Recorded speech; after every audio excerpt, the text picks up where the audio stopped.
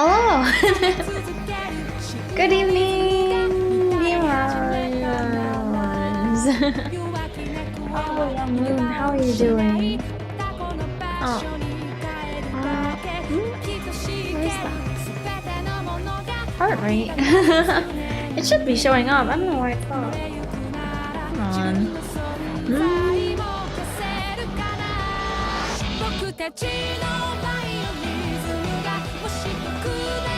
Where is it? Huh? Huh?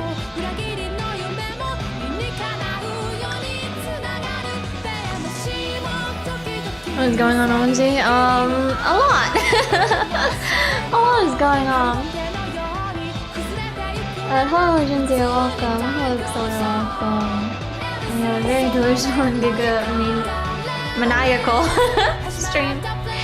Thank you, yeah. Yeah, we'll see how it goes. But, let me see. Why is my heart rate not showing up? It should be. I also, right before this, I was playing Just Dance. I got the Wii to work.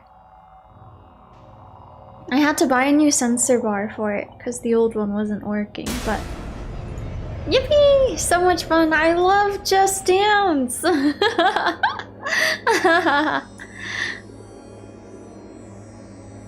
Harvey confirmed his vampire. Oh no. So, but yeah, so I think I should be able to stream it tomorrow. I haven't actually tested it out with the capture card yet, but it should work. What am I doing? Ah.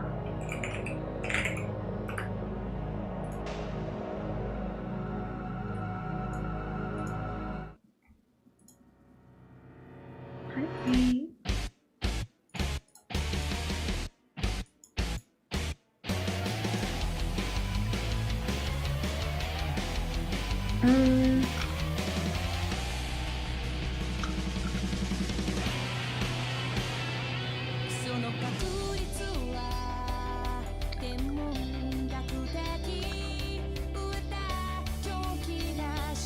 Seems to be fine on the website.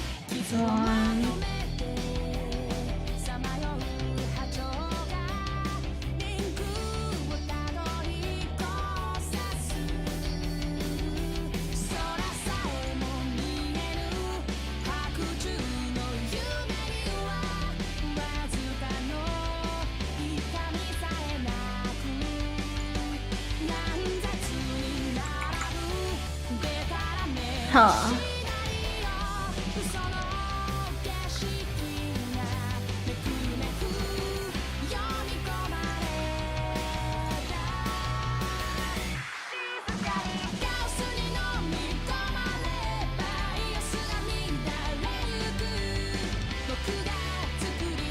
Oh! There's that. The graph. Oh, there it is! Okay, cool. My heart rate is kind of high right now. Well, I mean, okay, I guess I was just playing Just Dance, but... Okay, well, there it is. But yeah, I'm happy. I love Just Dance. Let me move over a bit. Okay. Yeah, no, I was found out. Oh no. My secret identity has been revealed. But okay, let us get started. My heart rate.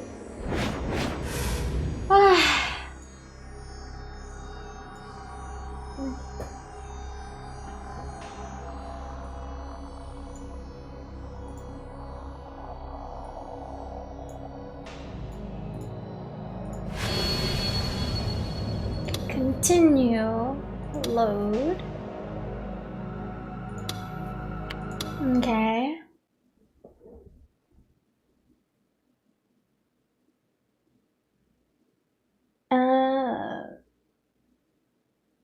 Yeah. Okay. Immediately after stepping foot into the lobby, Vaughn was hit with a very bad feeling. There was no logical reasoning behind it. It was simply what one might call a detective's gut. My gut is usually right for the most part. In his mind, he believed it to be an oddly superstitious thought, but this may have simply been a way to dismiss the feeling. While the taxi had driven him to the hospital, Vaughn had attempted to call Sua's phone numerous times. Oh, that's right! Last time he received the phone call. And Sua was like, they got me. But each and every one of them had failed, which only served to demonstrate his junior's precarious situation all the more clearly.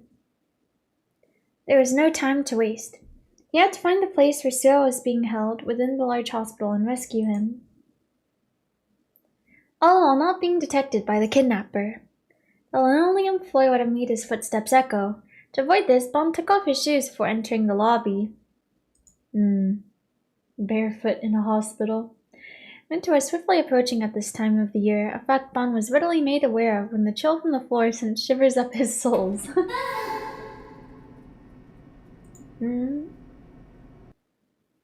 The sound of the automatic front door echoed throughout the room, followed by the voice of a girl calling out Vaughn's name. Ah, Yua. The noise of seeing her in the lobby put Vaughn at a loss for words. He hurried toward her in a panic. I guess she followed him. Beyond her glasses, her eyes threw anxious glances at her surroundings.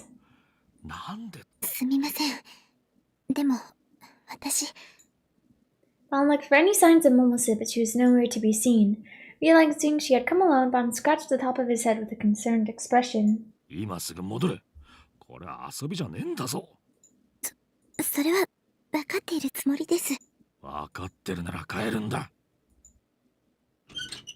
Oh. Right as he spoke, a creaking sound came from the hallway across the lobby. In the very center of this empty, dark hallway, slowly, an empty wheelchair made its way toward Vaughn and Yua. Dun dun dun. Then, at nearly the same exact time, someone could be heard running up the stairs.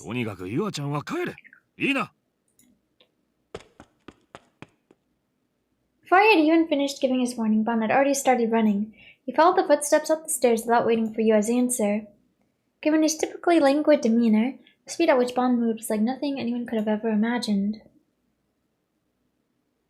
Go get him! As he followed the footsteps, Vaughn found himself on the roof of the outpatient ward. There were lines of shrubbery installed on the rooftop, forming a garden of sorts. It was most likely a space of healing for the patients there, but regrettably, as the lights were off, Bon could not see what kind of flowers were blooming there. Given the fact that Bon was on the roof, it was only natural that the wind would blow strong. With ragged breaths, Bon quickly surveyed his surroundings. Without a shadow of doubt, this was where the man behind the footsteps must have run, but now he was nowhere to be seen. Was I led here on purpose? The man had fled while causing sounds that had seemed purposeful. One could not think of any other reason for him to have done that aside from leading him here. Yeah. That's right, there were two sounds, right? The wheelchair and then someone running. He chose to go towards the running person. One did not have his gun on him, as he was apprehensive about being unarmed. He looked for something that could serve as a weapon, but to no avail. With a gulp, he wiped away the sweat on his forehead with his fingers. Step by step, he made his way to the center of the garden. Here and there, Bon could see a few hiding spots tucked within the shadows of the benches and shrubbery. He put himself into a fully alert state, one in which he could respond to a potential attacker no matter the direction they came from. The garden was set up in a circular fashion, with benches placed around it in accordance with its shape. Bon strained his eyes as he looked at each bench in order, and on one of those benches, his eyes landed upon a strange object. Giving a close look on his surroundings, he slowly approached the bench, and as he got closer to it, its shape was made clear to him. Oh, the Spider Vader mask? What was it called? Vader Spider? Spider Vader? It was on the size of a soccer ball, round and dark. It was a severed human head. Huh? Is it? Is it actually? Bon, who had investigated countless murder cases involving dismemberment in the past, quickly recalled an image of a photo he had once seen. The bad feeling in his chest grew stronger and stronger. Recognizing the possibility of it being his junior's head, vengeful anger and furious rage toward the perpetrator bubbled up from within. Is it not just... Bon gritted his teeth and drew him closer to the bench. The object did not move a single inch. The wind of the night continued to blow. Then Bon heard a gunshot. He froze in response to the sudden sound. Normally, the detective would duck and investigate the direction the sound had come from, but he was unable to do even that. No. He wasn't shot, was he? In actuality, there was no need for him to do that anymore. Oh no! Feeling a burning heat in his chest, Bon touched it with his hand. A slippery sensation. Oh no. Ooh. Something was flowing out from his body, accompanied by the very particular smell of blood. Ooh. Only a short moment following the gunshot did Bon's mind begin to register pain within him. He had been shot. Oh no, I know, right? Oh gosh. When he realized this, all strength left his legs. It was a trap. Unable to remain standing, he collapsed to the ground. Oh no, it's so over. Oh. This is him on the ground. The footsteps from earlier were approaching him. As his vision grew blurry, he desperately looked up at the person drawing near. This isn't Sua, is it? A dark shadow with a gun in its hand. A shadow so dark Bon could not recognize its face. A voice came. A voice he recognized. No way. Bon, collapsed in a heap, was met with the ridicule of one man. Sua Mamoru. Sua say, I guess so, but at what cost? Sua? そうっす。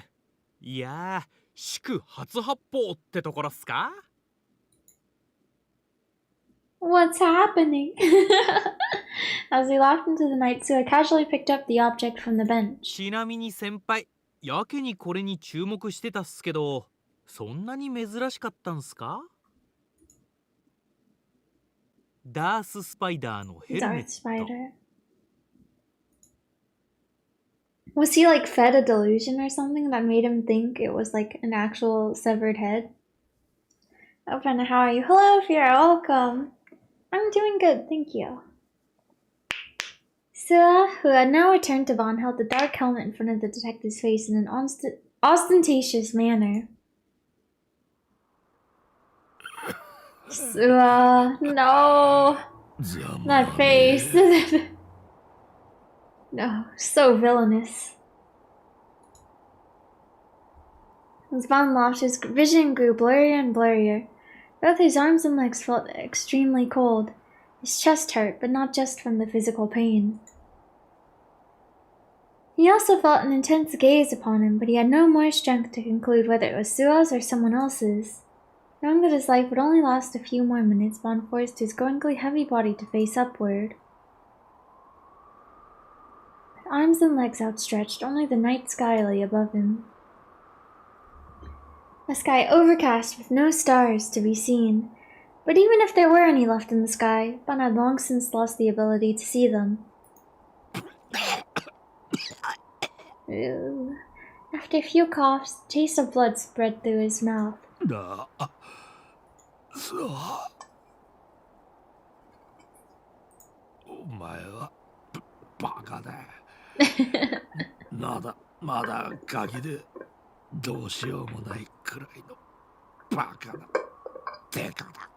Oh, man.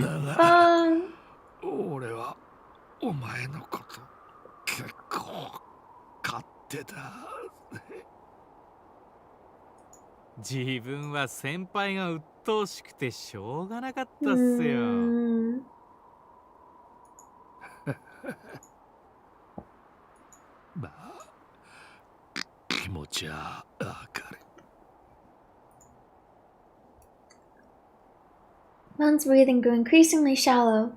Only a faint wheezing sound could be heard leaking from his throat. Before long, he would be unable to perceive anything anymore. No, Vaughn.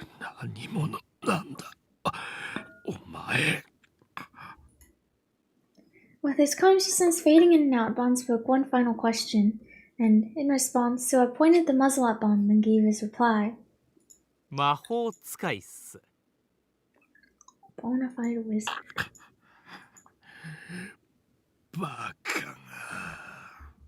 Before either of them could realize it, the wind had stopped blowing.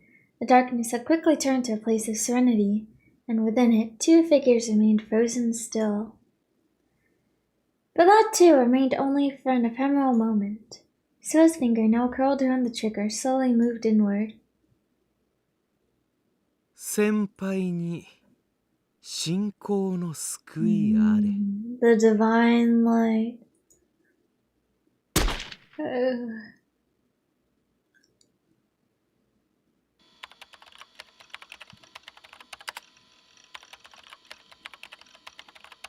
I don't think our guy's doing too well right now.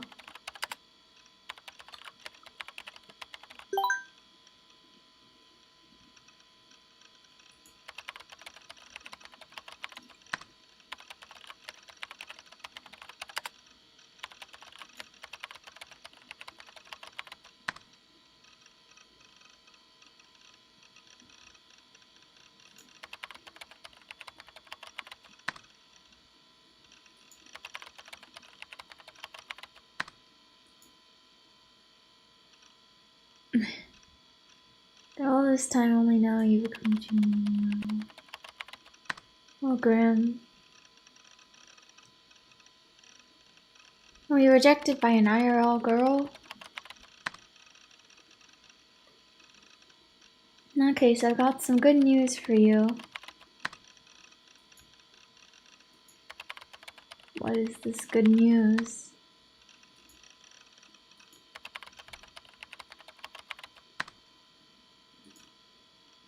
Ah.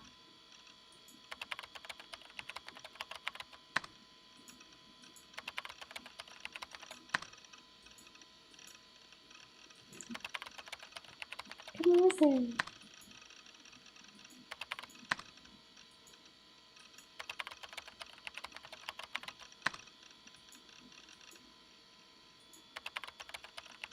So potent.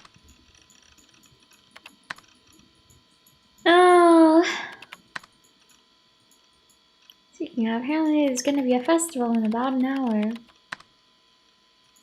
Gonna just acting like nothing is going on. I'll be at Shibuya Scramble Crossing. Hi, hello Oliver, welcome.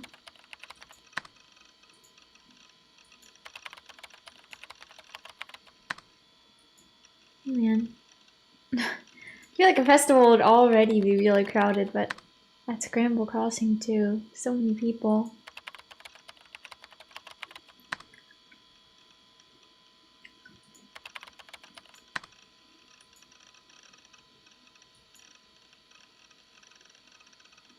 Saturday will be the center of attention.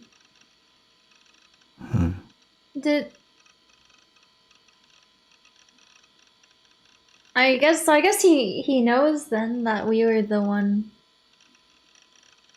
who like pulled the thing in Shibuya Scramble Crossing on TV. Huh. He knows that's Needheart. That's Taku. Turning off my PC monitor, I hugged my knees with my arms. Oh, in my hand was Seiratan, my one and only ally. Is the Nanami real? Nanami voice real? Lisa says, yeah. Perhaps because I've been holding in my sweaty hands for a while, her slender limbs were all sticky. Not only that, but her arms had been bent.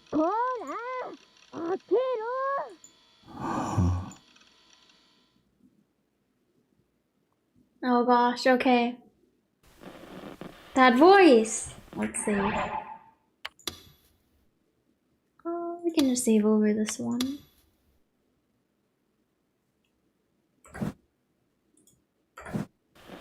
Okay, we will just proceed like this. That voice, it couldn't be. How?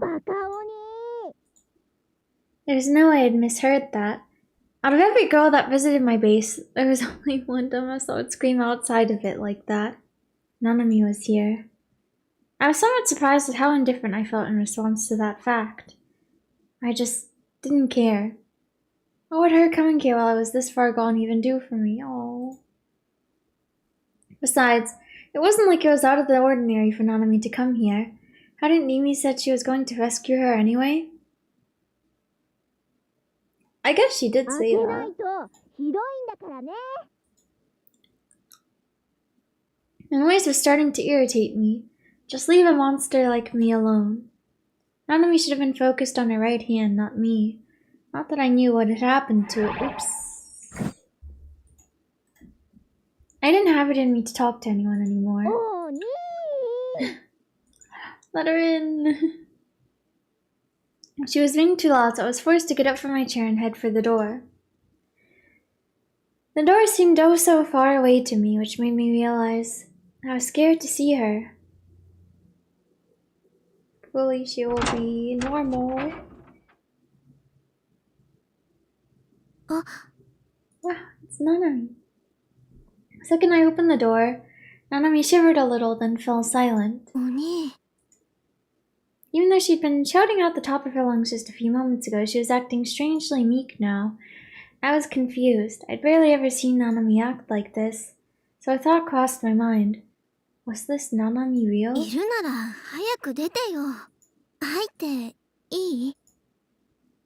I didn't answer. Ignoring her question, I headed back into my room and sat down on the sofa. I once again took hold of my Seiratan figure and gripped her tight. So tight, in fact, that my hand hurt slightly. But it didn't matter, because that pain, too, was the delusion. Nanami followed after me, entering the room in silence. Oh, when she came inside, as if she didn't know what to do at that point, she moved aside the magazines scattered across the floor and squatted down. She didn't speak, even though normally she'd have started scolding me the second she got the chance. Tear. She looked at a fixed point on the ground as she hugged her knees close. She had a depressed look on her face. A bandage was barely visible beneath the sleeve on her right wrist. And yeah. So Nanami had to be a delusion. I was one too, after all. Everything in this world was made up of delusions. Delusions enveloped only within my mind. Both me and this delusion I was looking at were fake. It made no difference.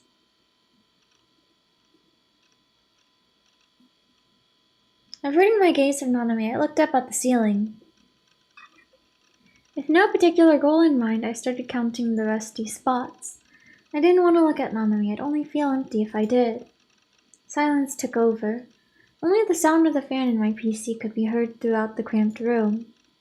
Even though every time Nanami came to my base, it turned into my own personal hell, one that was as annoying as could be. I still felt that way.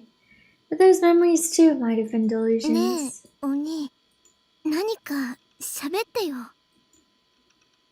A voice devoid of all energy.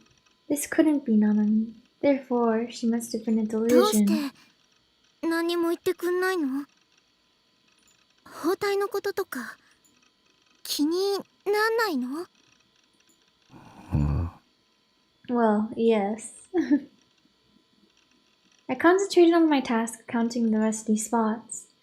I don't care, you're a delusion. Even if you were the real one, I'm completely unrelated to you. I'm a delusion, so I'm not related to you by blood. 何か言って。お願いだから。Sound of rustling cloth rang throughout the quiet room, followed by a ringing in my ears. My head hurt. Those two were delusions, though, so I paid them no mind. Whether Nanami was throwing her clothes off, taking off her fringe, or doing something unthinkable, it wouldn't surprise me. I didn't care. This was a delusion, and so was I. Even if there wasn't a concrete line of logic, it was the obvious conclusion to reach. And that was the end of that. ほら、見てよ。I wasn't going to look. I was too afraid. 青あざ、だいぶ消えてくれたな。 It is just her 最初 arm, は right? すごく腫れてたんだよ。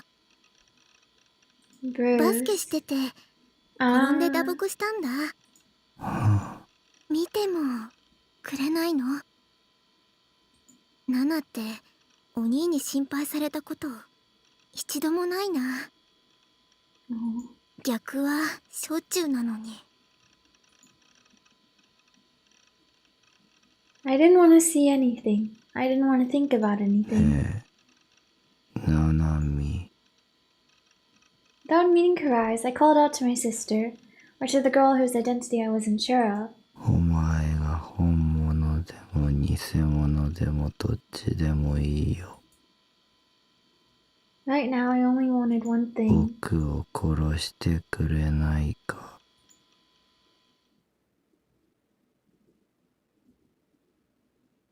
Man. At the front entrance to AH Tokyo General Hospital, Kusunokiyo fixed her gaze beyond the automatic door. Having been told by Bon to get out of here now, she had reluctantly complied and went outside. However, in her worry, she could not bring herself to go any farther.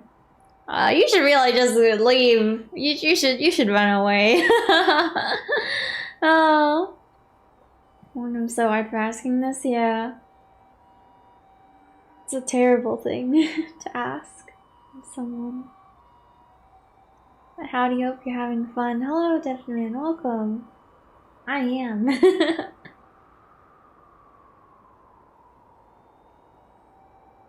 no self-preservation instinct at all, yeah.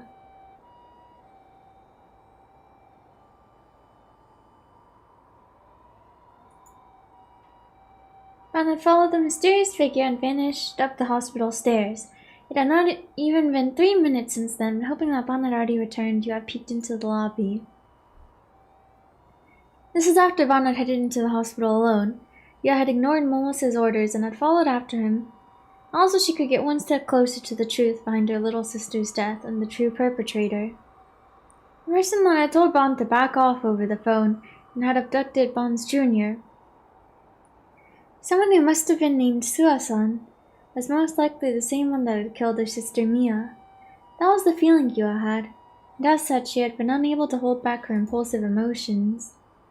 Despite Bon's warnings about the dangers of involving herself with this case, Yua had come nonetheless. Moreover, it was not as though Yua would be able to achieve anything by coming here. She was nothing more than a powerless high schooler, after all. Somewhere in her mind, Yua hoped that Bon would simply come running gallantly back after apprehending the culprit. If that happened, she would have the opportunity to question them directly.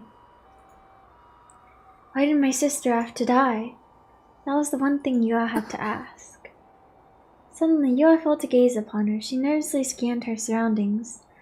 It had not even been 2 hours since the sun had set, yet oddly enough, the hospital's front entrance was eerily quiet. Did you call the police to help? I'm not sure. Probably not, right?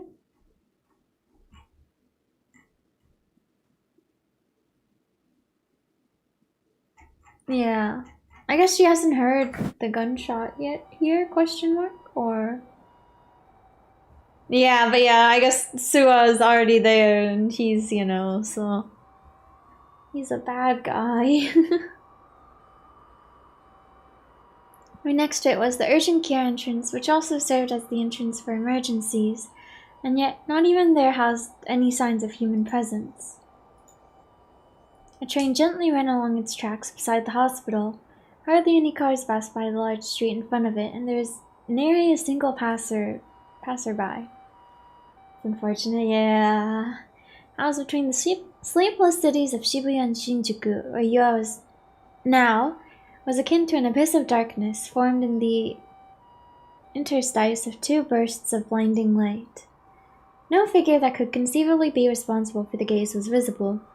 Holding back her anxiety, Yua placed her hand on her chest and let out a small sigh. Following this, she found herself glancing over at the hospital ward. Huh? Was this what her sister looked like? There, at the entrance of the hospital ward, stood a single girl. Lights were out, rendering the area very dimly lit, and yet the girl's figure was clearly visible amid the darkness. Mia-chan. Mia. Without intending to, Yua whispered the name. Her sense of reason told her it was impossible, but nonetheless she could not keep those words from escaping. The girl was a mirror image of her, a mirror image of her twin sister that was no longer of this world. Moreover, Yua recognized the clothes she was wearing. She knew, almost for a fact, that they were her sister's clothes. The possibility of her perhaps being a ghost filled Yua with fear, fear that made her hair stand on end. Suddenly, the girl turned and headed for the automatic door marking the entrance to the hospital ward. The moment she grew close enough, the door quietly slid open. It isn't a ghost. Yua was in shock. But before she could register anything more, she promptly ran after the girl and into the hospital ward. Oh, she's going back in. Inside, perhaps due to it being past closing time, it was even quieter than outside. Each time Yua took a step forward, her footsteps echoed forth into the depths of the corridor. It had been just the same in the outpatient ward, but the fact that it was even quieter here made her very uneasy. I don't like that, the visibility is so low here. The girl had disappeared up the stairs. Yua heard the faint sound of laughter coming from ahead.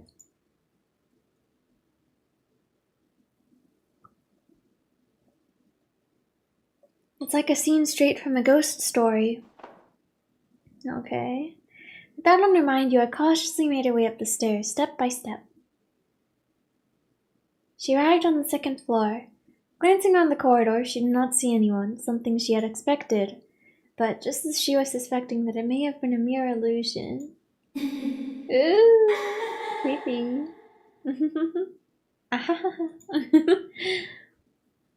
The girl's laughter sounded from the floor above. That voice and the sound of its laughter were identical to what Yua had heard time and time again in the past. Climbing to the 3rd floor and looking down the corridor, Yua saw a girl with the same face as her standing there. One of the victims of the first Nugent case, the group dive. Her little sister should have died 2 months ago. Dun dun dun. Mia's having fun, question. Yeah, I guess so. I mean, you know, good for her. Kusunoki Mia was stood right there with an unmistakable sense of presence.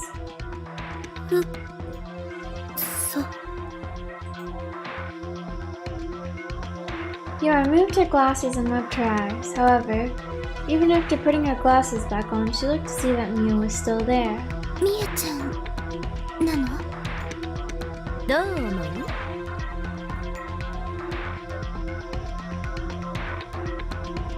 A voice so clear it could never be an illusion.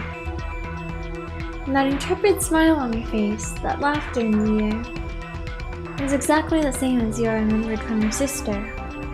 Mia had always acted this very same way. In order for her to be the wrongdoer in the eyes of others, she had laughed like that all the time. みやちゃん、本当に私がミアであなたがユアだと思う？どういうこと？ Is it the もし reverse? 逆だったら、あなたがミア、死んだのはユア、殺したのはあなた。何を言っているの？あなたは親に愛される姉が疎ましくてネットで殺人を依頼したのよ。 That would be a crazy move. しかも自殺に見せかけるように見ず知らずの4人も一緒に飛び降りさせ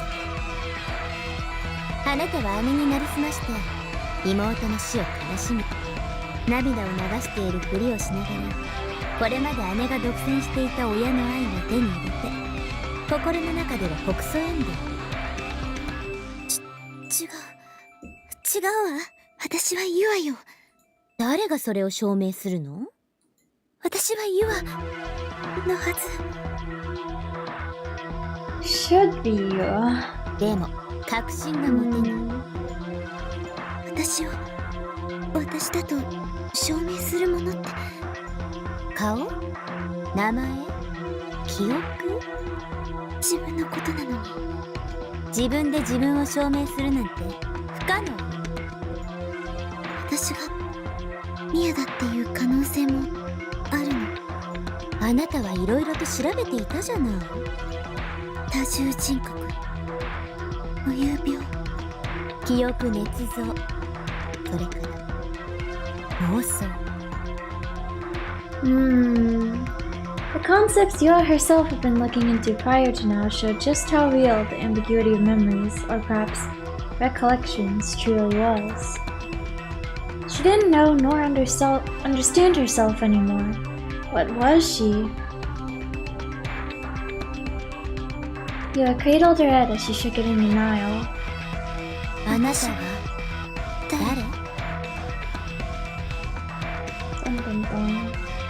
Was she Yua, who had always played the good child and was automatically loved and cherished by her parents? Was she Mia, who had always played the bad child and was actively hated by her parents? A child who, despite her actions being her own, oft cast her sister with glares of jealousy and hatred. さあ、私も。 Mia, or possibly Yua, guided Yua, or possibly Mia, as she walked down the corridor soundlessly. 私と同じ目に遭いなさい。 Oh. Is she gonna die here? You and Mia, identical twins, faces a mirror image of one another, and the boundary that served to differentiate the two is growing more and more blurred. Okay. Sudden cutoff of the music. Two enormous boxes stood tall within the darkness. Coffins? And yet compared to the nearby Shinjuku skyscrapers, they were akin to a small child looking up at their parents. The hospital room, that was where Yua found herself, having been led there by Mia. A section of the towering fence had been torn open just wide enough to allow a person to fit through it. Whether this was an intentional effort, none could say. There's that shit talking to me. Oh, I don't know. We'll see if she actually dies here, I guess, but... Me and you, after moving through the torn section to the outer side of the fence, both now stood at the edge of the roof. Before them, the outpatient ward. As that location was lower than the hospital ward, the entire breadth of the roof garden was visible to them. However, the lights were still turned off, so even if there were people there, you would be unable to know. The wind blew strongly on the rooftop. The gale made Yua and Mia's soft hair flutter along with the hems of their clothes. I guess that roof garden was where Fawn was shot, right? 私たちはもともと一つだったんだから。また戻るだけ。一歩を踏み出せば、あなたは私になる。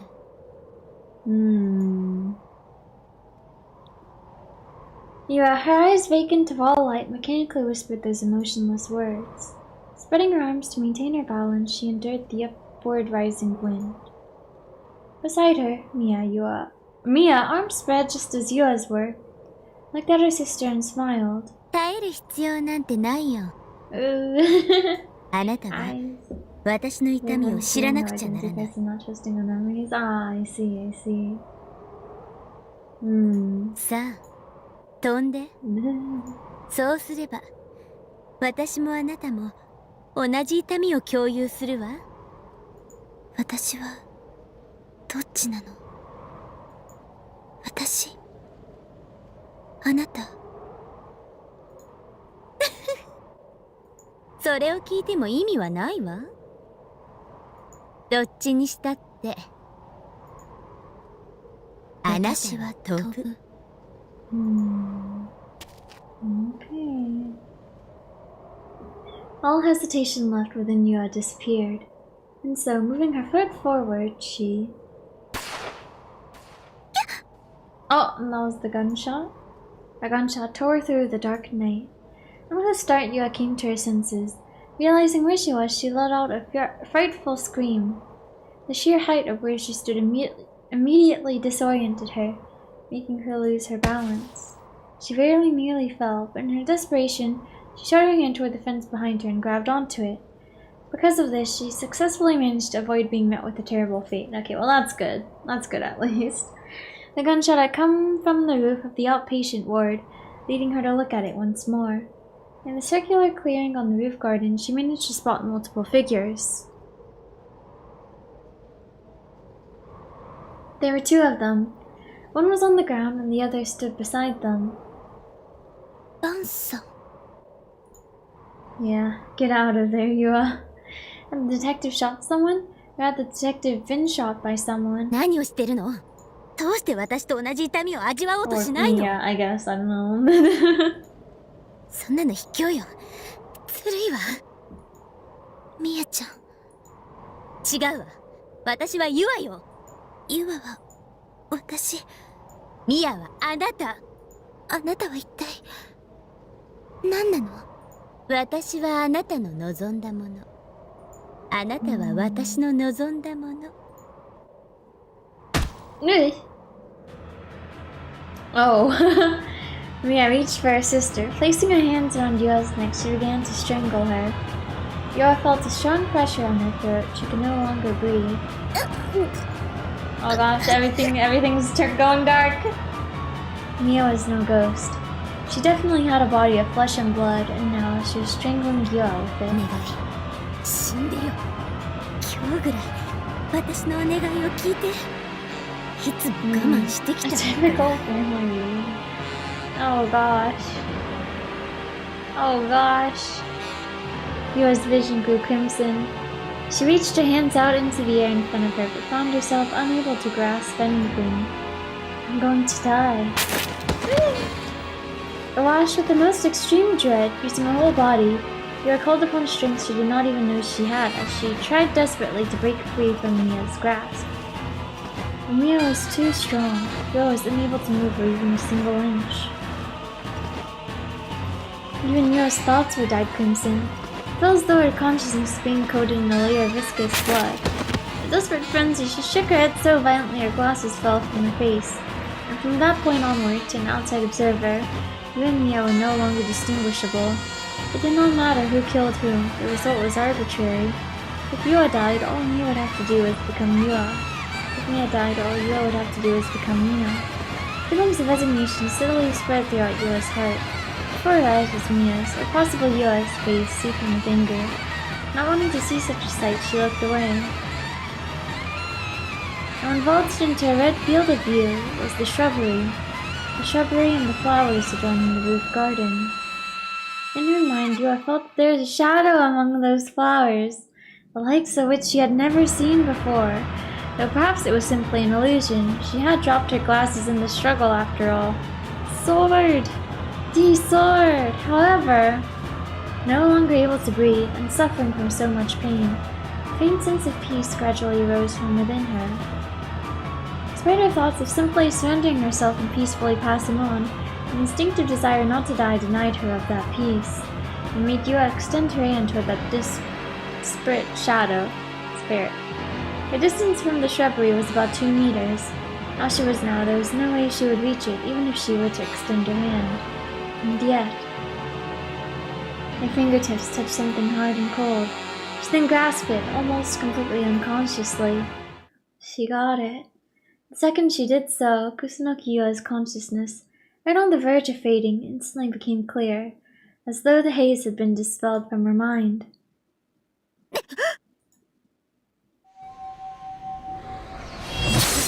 Just kidding. Yeah. There's invisible yet fierce impact. Her sister, rained upon by showering red lights akin to petals, was blown away. Oh. Languidly standing up as she gasped for air, Yua looked at what she was holding and instantly doubted her eyes. Sword. It was a sword. All too sharp like the wit shown by the other. All too elegant like the glasses worn by one. All too vigorous, all too immaculate. All too profound, its nature veiled. All too delicate, its frame easy to fracture. And so beautiful, it beckoned tears from all who laid eyes upon it.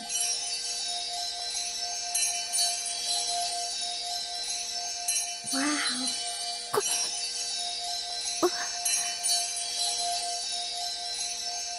So pretty. The object now in her hands. Reminded Yua of Ayasu's sword that she had seen at the overpass, and of the sword that Ban had spoken of, Sena's. 今のは何？ Real booty? Yeah, I guess so. I mean, after being blown away by the mysterious impact had been buried in the shrubbery. As she held her head, she freed herself from it and crawled back to her あ feet. なたは何をしたの？ We have obtained sword. 私はみやちゃん。私やっとわかったわ。私を殺そうとしたの？私はまた殺されるところだったの？また？結局私はあなたが怖かったのよ。当てつけに死なれたと思ったの。あなたが死んだ理由は私のせいじゃないって。最低のお姉ちゃんね。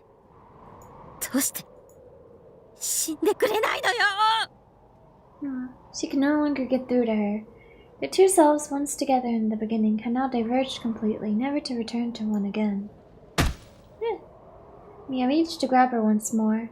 Reminded of the pain she had experienced before, Yua's trembles of dread returned, leading her to... Is she gonna swing the sword?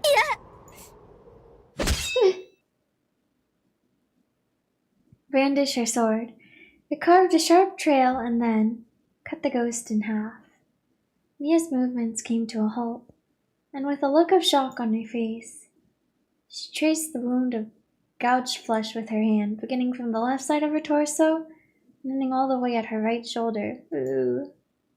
No blood sprang み forth. やちゃんは2ヶ月前に死にました。それならあなたは誰なんですか？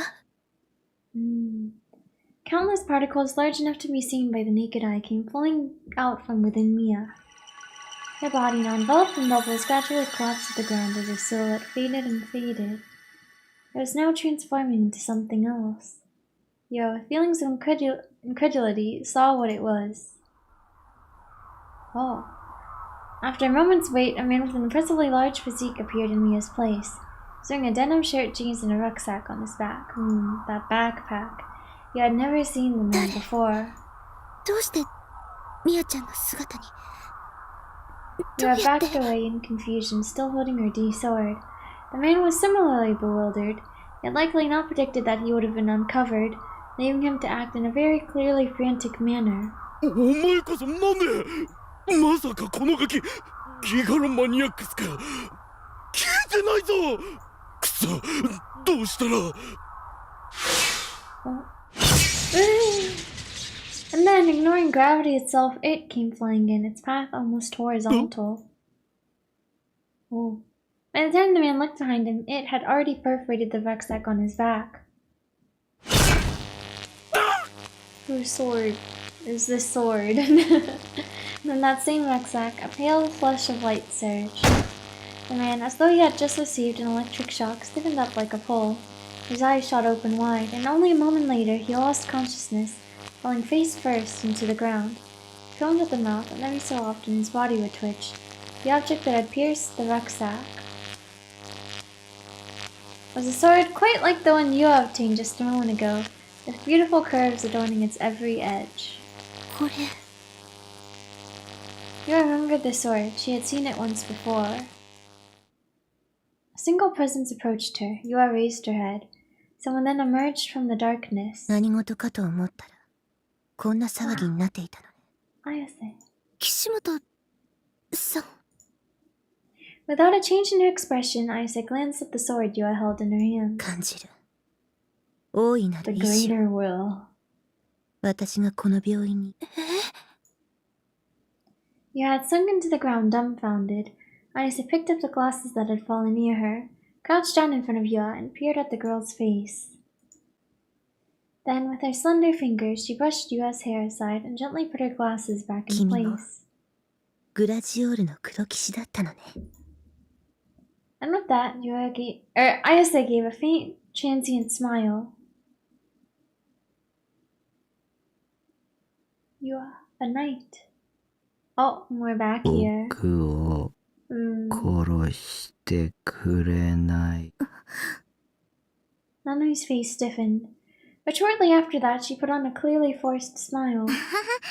お兄つまんない冗談やめなよ That reaction wasn't like her.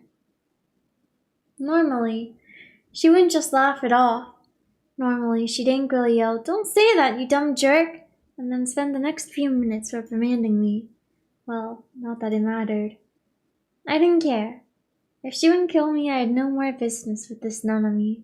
She could just up and vanish for all I cared. Takumi.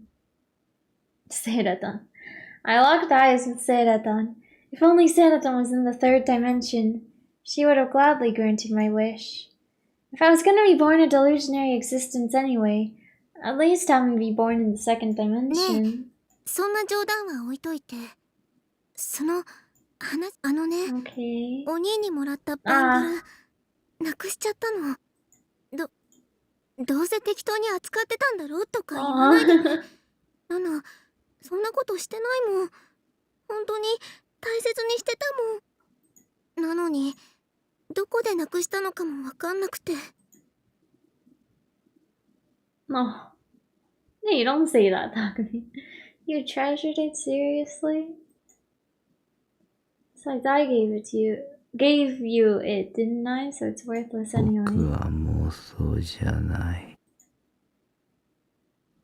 僕 Besides, は妄想じゃない the fact that I'd given Nanami the bangle in and of itself was suspicious. It could have been a delusion too, for all I knew. That was why nothing in this world was worth anything. Each and everything in my memories was worthless. 僕は妄想じゃないお兄が He's really, 初め really てくれ going た through プレ it. ゼントだったのにななんでなくしちゃったりしたんだろう僕は妄想じゃお兄聞いてる僕はもうそうじゃない。お兄はどうしていつもそうなの？たまには。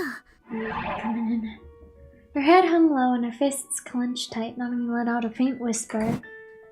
お兄ちゃんらしく頼りがいのあるとこ見せてよ。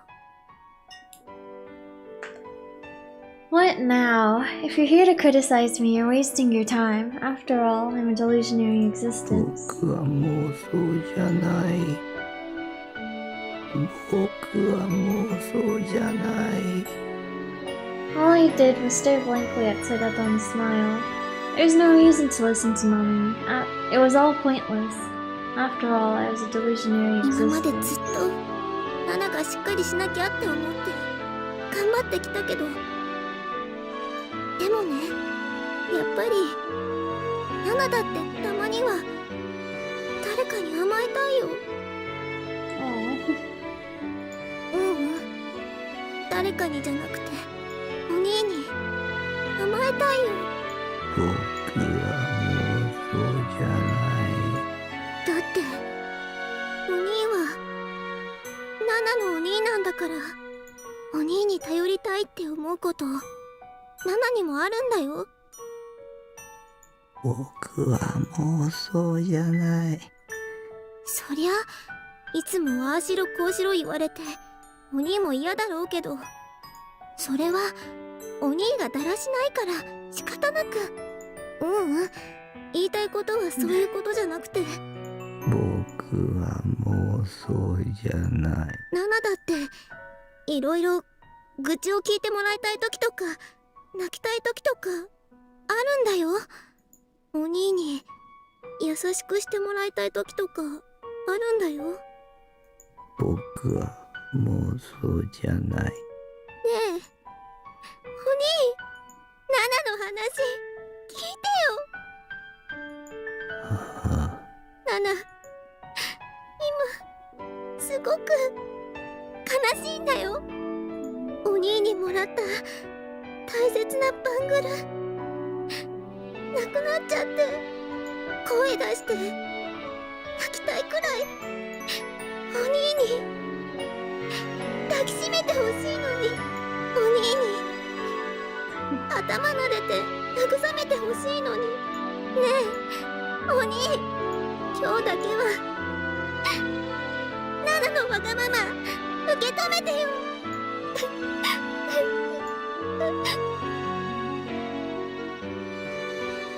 Oh, raising my head in a daze, I saw Nanami crying. She was hanging her head low, and while she was trying her best to hold them in, tears ran down her pained face all the same. Okay. Okay, we go Nimi. Oh, I hope you will comfort her. Upon opening a glass door the very moment Nimi entered what appeared to be a lobby, a twinge of fear ran through her. A chill breeze, cold enough to freeze her over, crept up her legs. There was no sign of anyone, a fact that was obvious for this place and this place alone. And yet, when Nimi thought about what awaited her ahead, she could not help but wish that someone could have been there with her.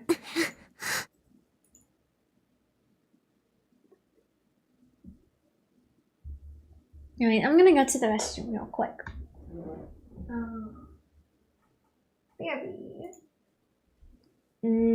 I don't know if I have any questions to ask Paul. Trying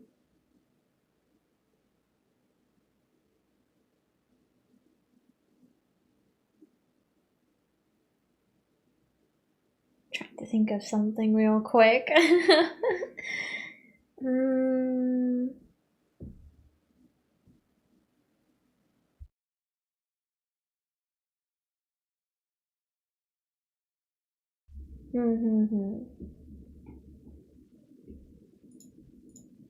Start poll.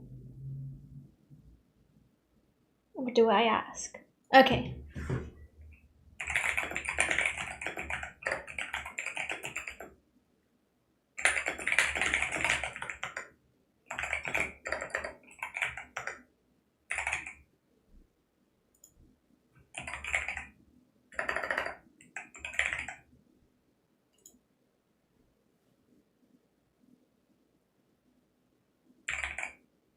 One of these is not like the others, but okay.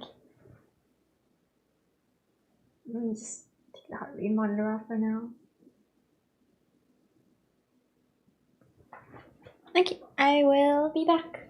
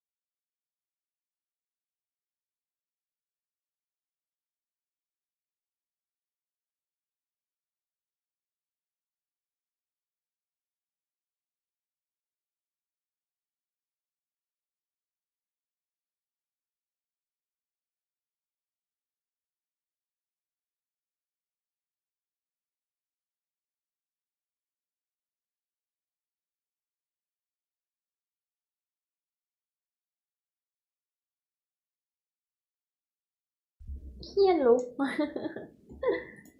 I'm back. So many votes for Oreo. I do like Oreo too. Oh, Mac, thank you. Well, I guess I like all of the flavors I put up. But yeah. Oh, I should have put... Well, I mean, no.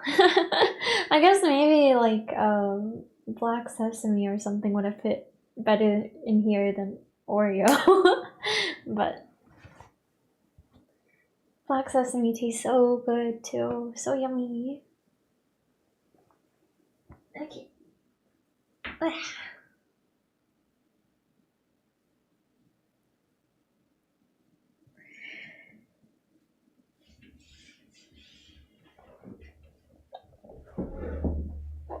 Okay.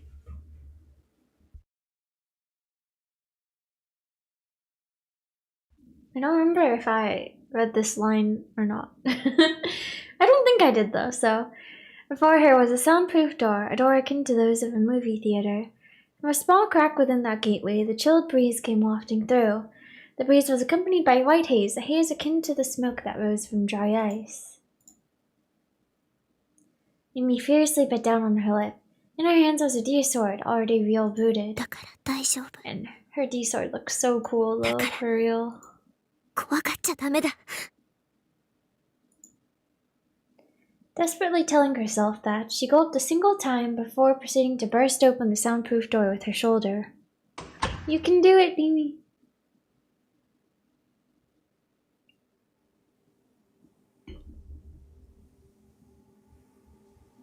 Mimi's eyes went wide at the scene she saw before her. There stood a device that was beyond enormous. Enshrined in the center of the dome-shaped room, it could be described only as a monster. Like, thank you. An ominous sound rang faintly throughout the spacious room. It was a low-pitched noise akin to the deep growl of a beast, a sound that signified the device's operation. の圧も Know what to. う動いてるんだ。君のおかげですよ。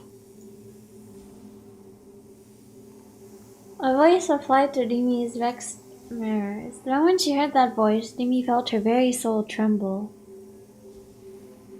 崎畑リミ。1年半ぶりですね。 Mimi's instinct was to be engulfed in fear. Shivers rose from the depths of her heart. I like his color scheme. Abominable memories attacked her consciousness. Her grim past was on the brink of being resurrected. To endure such a threat, Mimi strengthened the grasp on her D-sword and lightly shook her head. Once she regained her hold, she shifted her gaze toward the voice. Right beside the enormous device, Noah too, was him.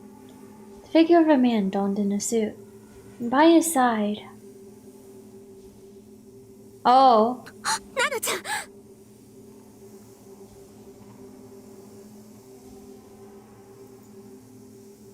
Was Nishijo Nanami held captive? Her uniform was torn, and a bandage soaked with blood was wrapped around her right wrist. Where is her right wrist, actually? Her head hung toward the floor, and she looked terribly, terribly pale. Faced with such a pitiable sight, Nimi was at a loss for words. Crucified, in Jesus of Nazareth's likeness. No, what held her now could not be called a cross. It was something far different, for it took the shape of pure unadulterated malice. The entirety of this world's evil, the entirety of this world's disorder, the entirety of this world's immorality. It would be no exaggeration to refer to it as a symbol sculpted to those very attributes. 君がこの1年半どこで何をしていたかについて興味はありませんが I guess it's like going through here, so maybe behind. What?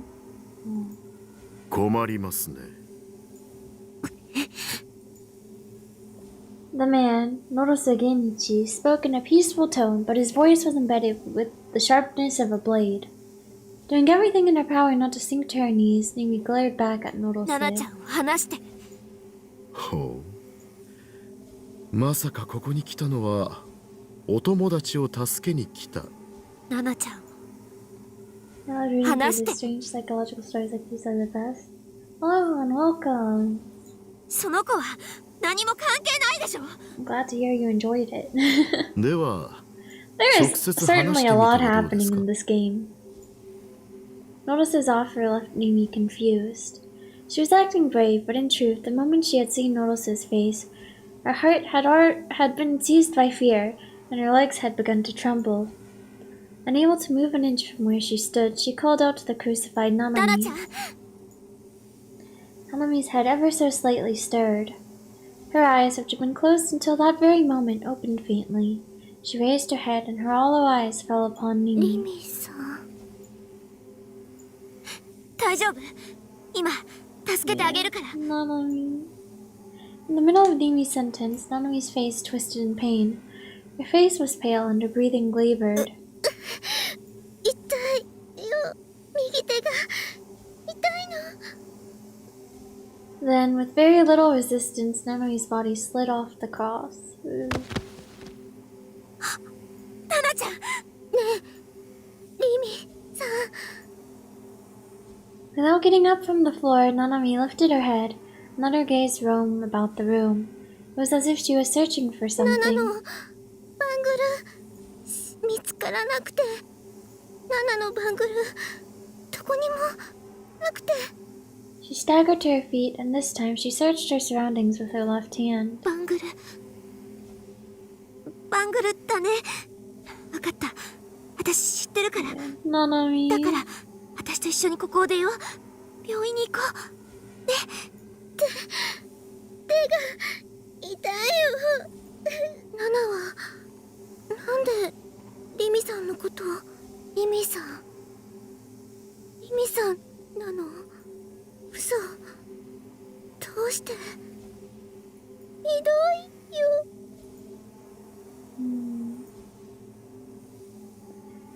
Mimi, who realized that something was wrong with Nanami, instantly looked to Norose. With a scornful grin painted on his face, he simply observed Mimi and Nanami's exchange. ナナちゃんに何を見せてるの That smile. Nanami's gaze was fixed on Mimi. Trembling like a newborn fawn, she slowly stood up, and then she held out her right wrist as if offering Mimi her palm. The bandage drenched in blood. It almost appeared as if her hand were still connected, and yet, one after the other, vibrant scarlet drops fell from the bandage without reprieve.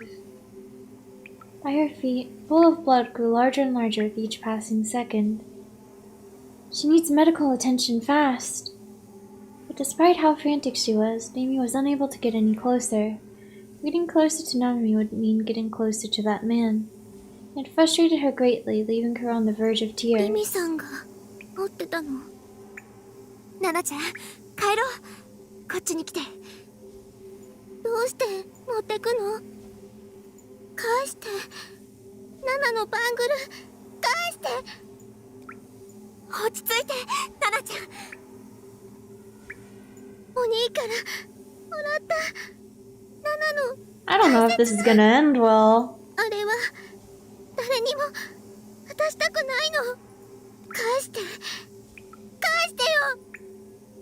ナナちゃん返して Together with her pained scream. Okay. A single drop of blood fell from her right wrist. Before it had the opportunity to hit the ground, the drop crystallized at high speed. Originating from nothing, with the drop at its center, a mineral-esque object burst into view. It was as if a carapace formed from minerals had ripped through a rift in space. In the blink of an eye, it took shape.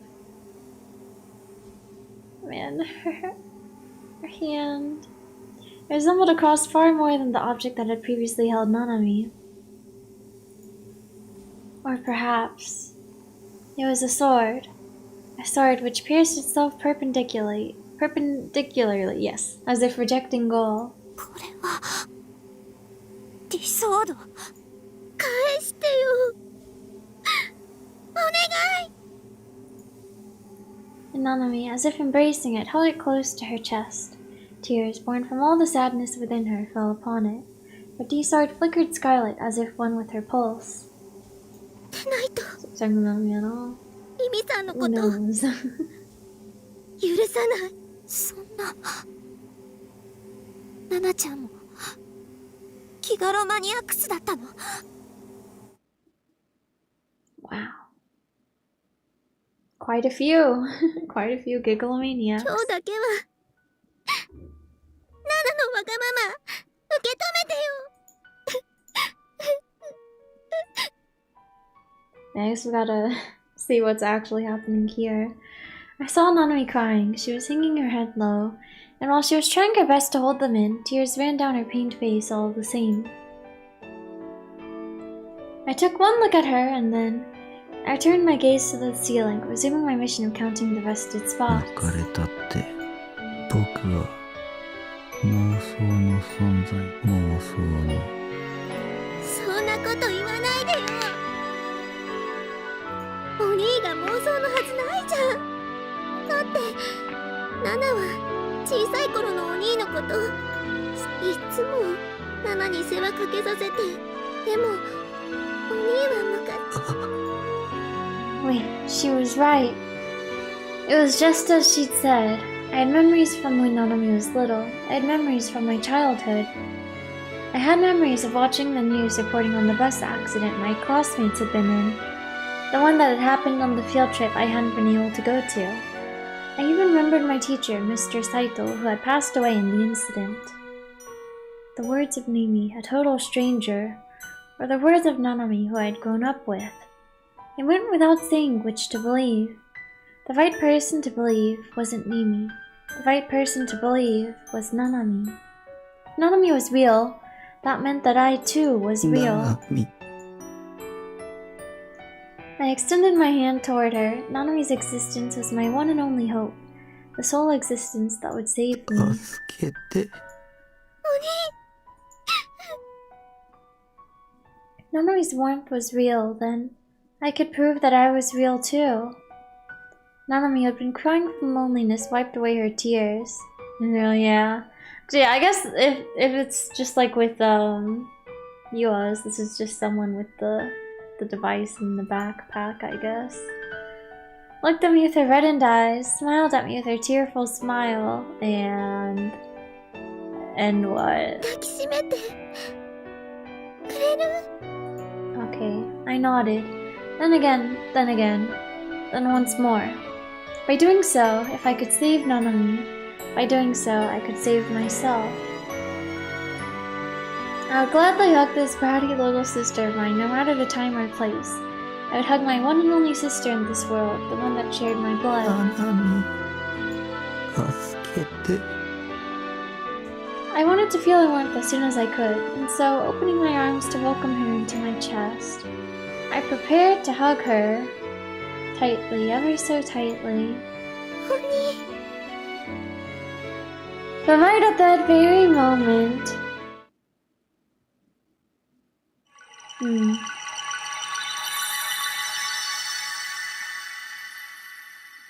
Nanami's body was enveloped in a faint light, and she burst into countless blue particles. One after another, the particles burst like bubbles in the air. The air in which my arms remained extended, never receiving the hug I so desired. My chest never feeling the warmth I so desired. Right before my very eyes, Nanami had vanished.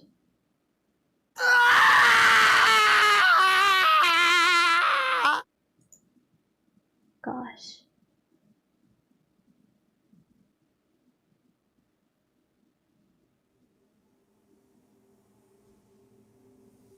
With only her left hand, Nishijo Nanami tightly embraced the deep sword that had been born of her own blood.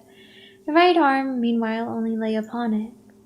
Her blood, seeping from the bandage on her right wrist, slowly ran down the sword's fuller. 痛い知ってたの？ナナちゃんがギガロマニアックスだって。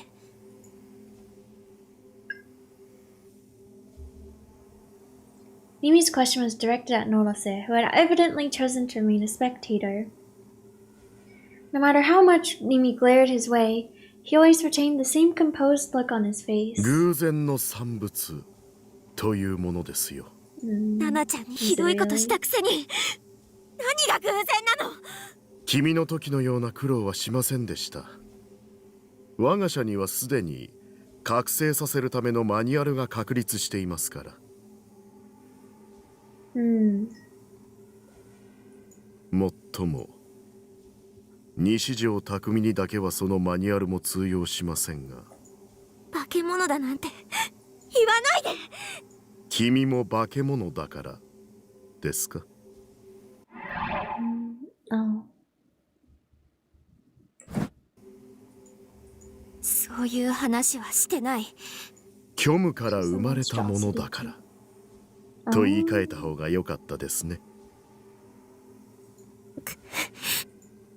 Someone born from nothing. Averting her gaze, Mimi bit her lip in frustration. Her trembling had yet to cease. In direct opposition to her wish to save Nanami, her legs refused to move. It was as if they had taken root inside the floor. Notice meanwhile caressed Nanami's head almost lovingly, acting as if he was under no threat whatsoever. Nanami had no reaction to this.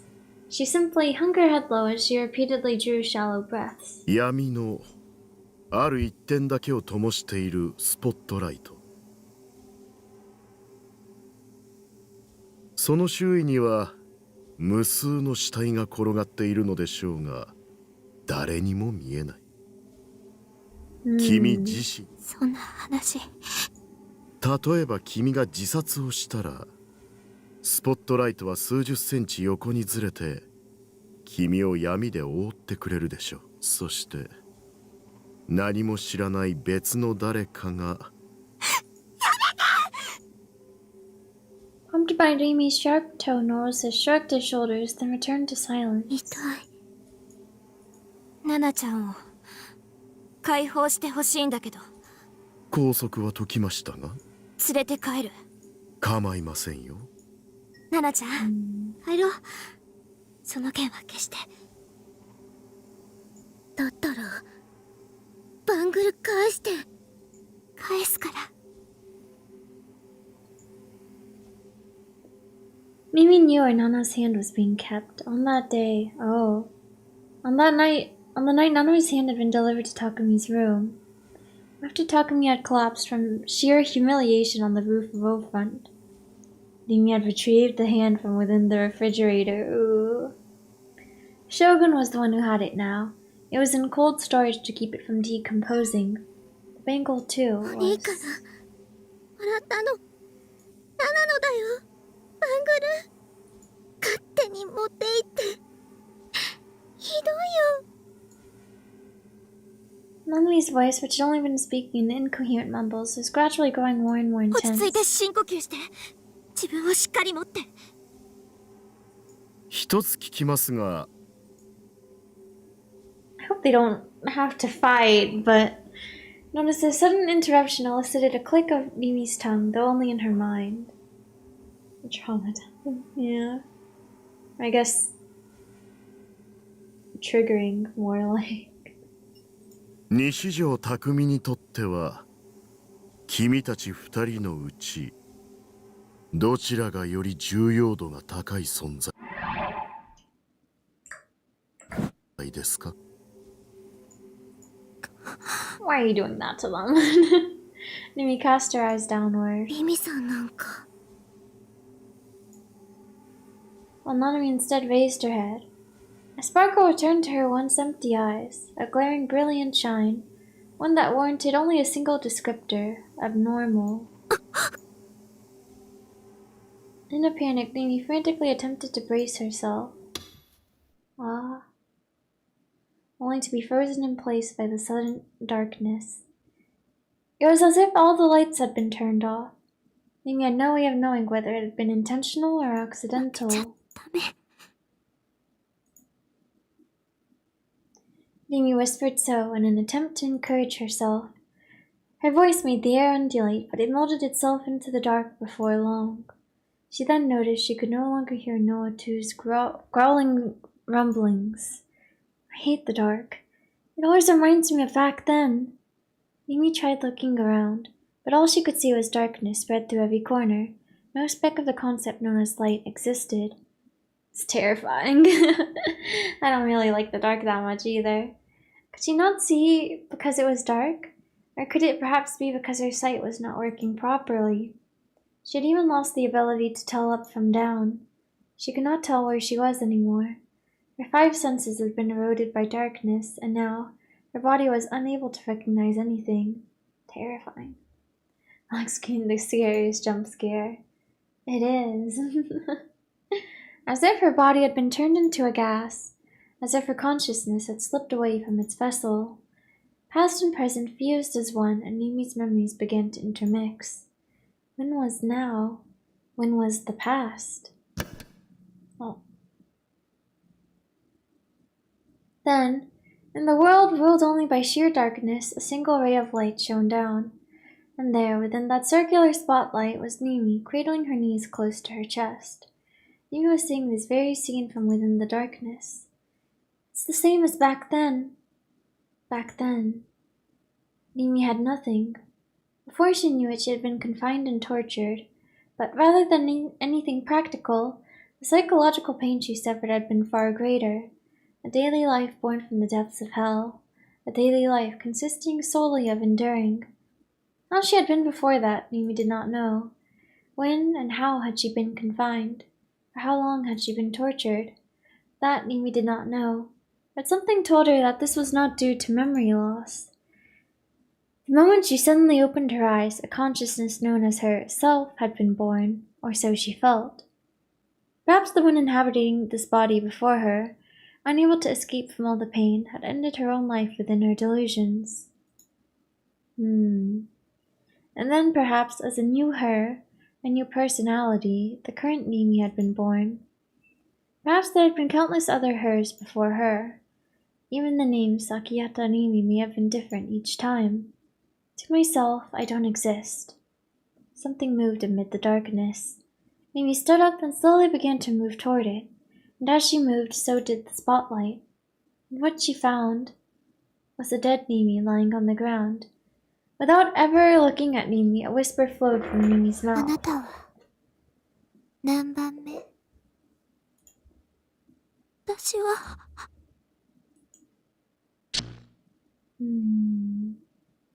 Oh gosh, Nanomi's not looking so good.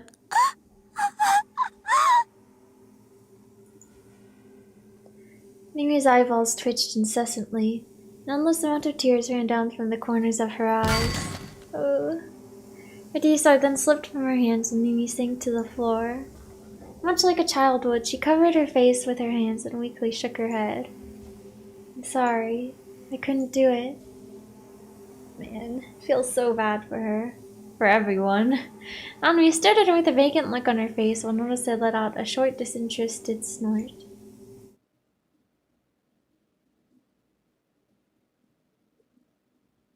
Man. And we're back here, I guess. Ooh.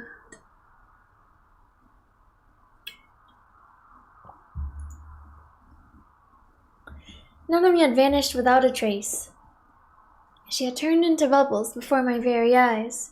Her substance had simply ceased to exist. いるんだろう。またいたずらか。 The looking around makes me nervous, but Takumi. やめろよ。 My vision grew blurry from my tears. No matter how many times I wiped them away, the lukewarm droplets kept pouring out. But both this warmth and the feelings making me shed those tears were delusions. I myself was one after all. Nanami had been a delusion. I'd been stupid to believe it would all be okay. My hopes had been crushed just like that. で、いつ Oh, hello, Oko. Thank you some super chat. Oh. 冷めるの Yeah, 早く it do be 冷 like め that. てよ。 We are getting kind of close, though, to actually being able to have, like, memberships and stuff, though. Which is neat. There's, like, a requirement for watch hours and subscribers, but there's the usual monetization one. And then there's, like, a slightly lower one where you can just have super chats and memberships, I think. But yeah. I don't remember what exactly the numbers were though for that, but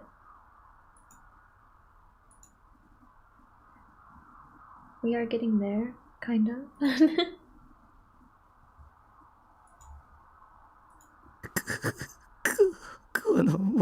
As a side note, I guess. 僕は本当はイケメンなんだ。そうに決まってる。物分かりのいい妹と優しい姉がいるんだ。かわいい彼女と付き合ってて。But thank you for wanting to send one. その子が I appreciate it. 意味とか Oh, sorry, I just realized it was the saver. 女じゃなくて Feel bad for when he's like going on like this, but あなたは妄想の存在なんだよ。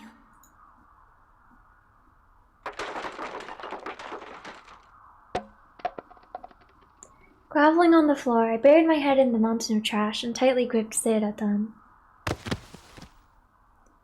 I tried my best to avert my eyes from reality as I pounded the floor with my fists, but I couldn't. Mimi's words pummeled my mind relentlessly. 死にたい。どうしてセラタン殺しそんなに死にたいの？死にたい。こんなのもう嫌だ。自分かわいそうなタッキー。だったらすぐに殺される方法を教 Oh えてあげる。 gosh. What are you gonna say, Seiratan? Ah, this is why you're my waifu. Seiratan always devoted herself to me, commendably so. とりあえず外に出るんさ。外に Oh gosh. Doing as I was told, I stood up and headed for the door, and then, after nearly tripping and falling over trash countless times, I exited my base. I had no need to question her. Seiratan would never betray me. She was my waifu after all, and she wasn't 3D.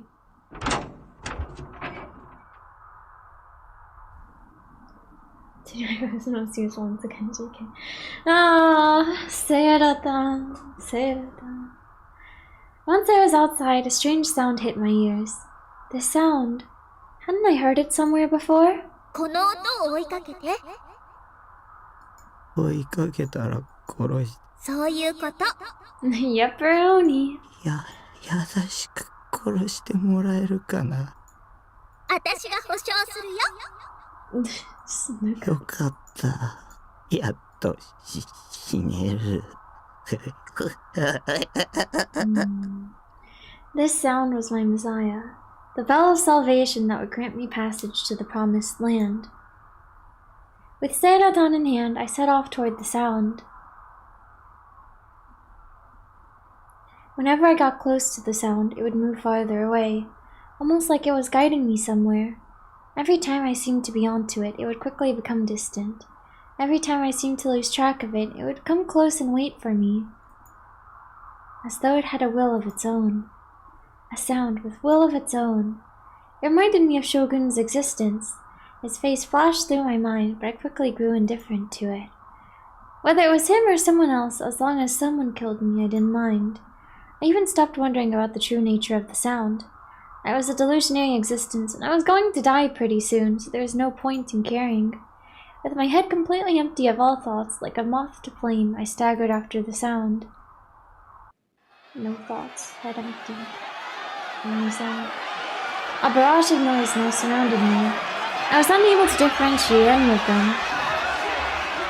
With a click of my tongue, I tried to find the origin of the clamor, only to gulp instead. Oh, are they all looking at him? Suddenly, without me having realized it, I was standing in Scramble Crossing. Oh yeah, wasn't there a festival happening or something? It was then that I realized that the clamor was coming from the sheer number of people crammed into the crossing. It was almost jam-packed. Everyone was pushing right up against each other like a morning train ride during rush hour. I haven't ever Shibu Crossing last time. Yeah, I guess not. Oh, compared to when I'd been broadcasted from the top of O Front, there was an even bigger number of people here. Now that I thought about it, Grim had mentioned something about this. Something about there being a festival at Scramble Crossing tonight. Yeah, he had. What the hell is this, Sarah? I have nothing but horrible memories of this place. Why did you bring me here?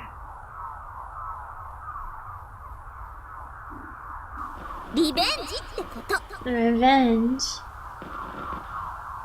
For us to get revenge, or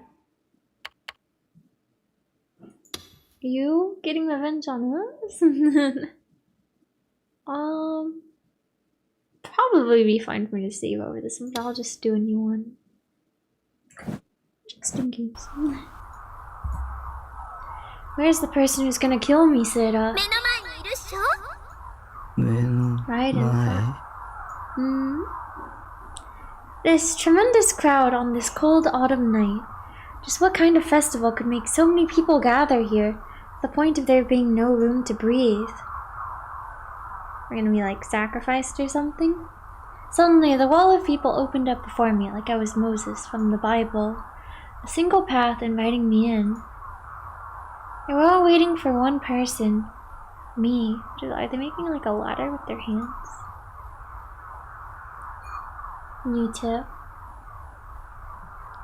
How much taco something was seen was mentioned? Totally rolled this up. Oh. It's the reality TV show that's sweeping the nation. Today's episode, the world's most terrifying offline meet. People from all over the net have come to lynch the biggest embarrassment in all of Japan, Nishijo Takumi, right in the middle of Shibuya. Their catchphrase? Whose eyes are those eyes? I see. Okay, and I guess we can read the tips list real quick. When members of an internet community meet in real life. Okay. When that long scenario played out in my mind, I laughed.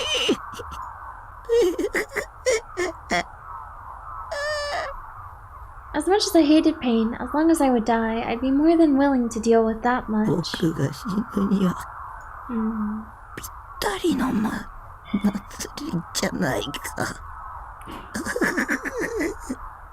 I had finally grasped what Seiraton had meant by revenge. I hadn't died the last time I was here, so they had prepared this stage just for me. I see. Forming a lazy smile stemming from the corner of my mouth, I started making my way through the path between the people. At the end of it, I could see various members of the mass media standing next to each other, like idiots, cameras and microphones in hand. Both the onlookers and the mass media were incredibly tense. There was a tiny bit of commotion, but nowhere near the amount you normally hear at a festival. All the energy they'd had back when I'd humiliated myself atop O-Front was gone. Everyone looked at me. Their eyes were cold and sharp, staring daggers at me with what felt close to murderous intent. Whether I liked it or not, my expectations were swelling higher and higher. Kill me, kill me, kill me. When I looked up, I realized that all 4 of the enormous jumbotrons were showing footage of me walking through the crowd. Just like last time. I was sure that, just like last time, this was a national broadcast too. If the viewer rate was even 40%, I would die while being watched by approximately 48 million people. The death of me, who was no more than a delusionary existence. The death of me, who had no value whatsoever. The death of me, who was wholly and entirely worthless. Is that what you all want to see? Well then, congratulations. Here you go. It doesn't matter either way to me. As long as I die, I don't care how many people see it. And so, I stood before the battery of cameras and microphones. A swarm of flashes burst in unison. Blinding lights flashed intermittently. Straining my eyes, I fought to endure them. Then, a reporter that was probably in his 40s spoke up. I had seen him on a number of talk shows before. Man,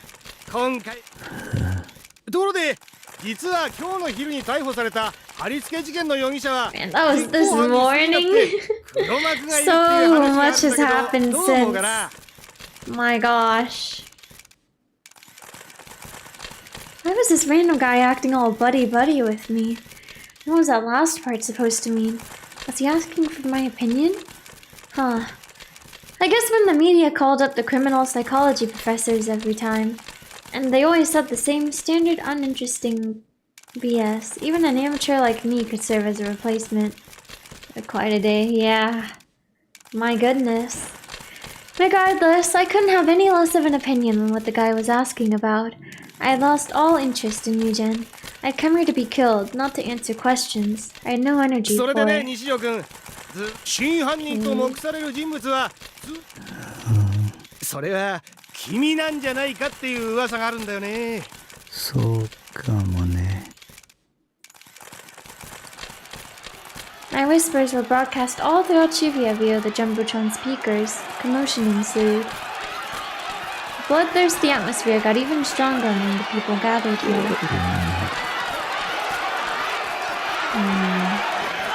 Just kill me already. Set me free. Stop asking me for things. And yet, despite my wishes, the microphones came even closer. They were pushed so violently toward me, the next step would be shoving one straight in my mouth. The other reporters, too, are raining questions down on me それ incessantly. は事件への関与をね現実とゲームとの区別ができ逮捕された小前田容疑者との関係について聞かせてください人を殺したのはやはりゲーム感覚だったりします In a sense, I was like a video game character. Someone, please reset me. Just get me to game over once and for all. As soon as those words left my mouth, the crowd, at the peak of its tension, exploded. 死ね人でなしきちん殺してやるよ地獄に落ちろ死刑にしろぶち殺せ殺人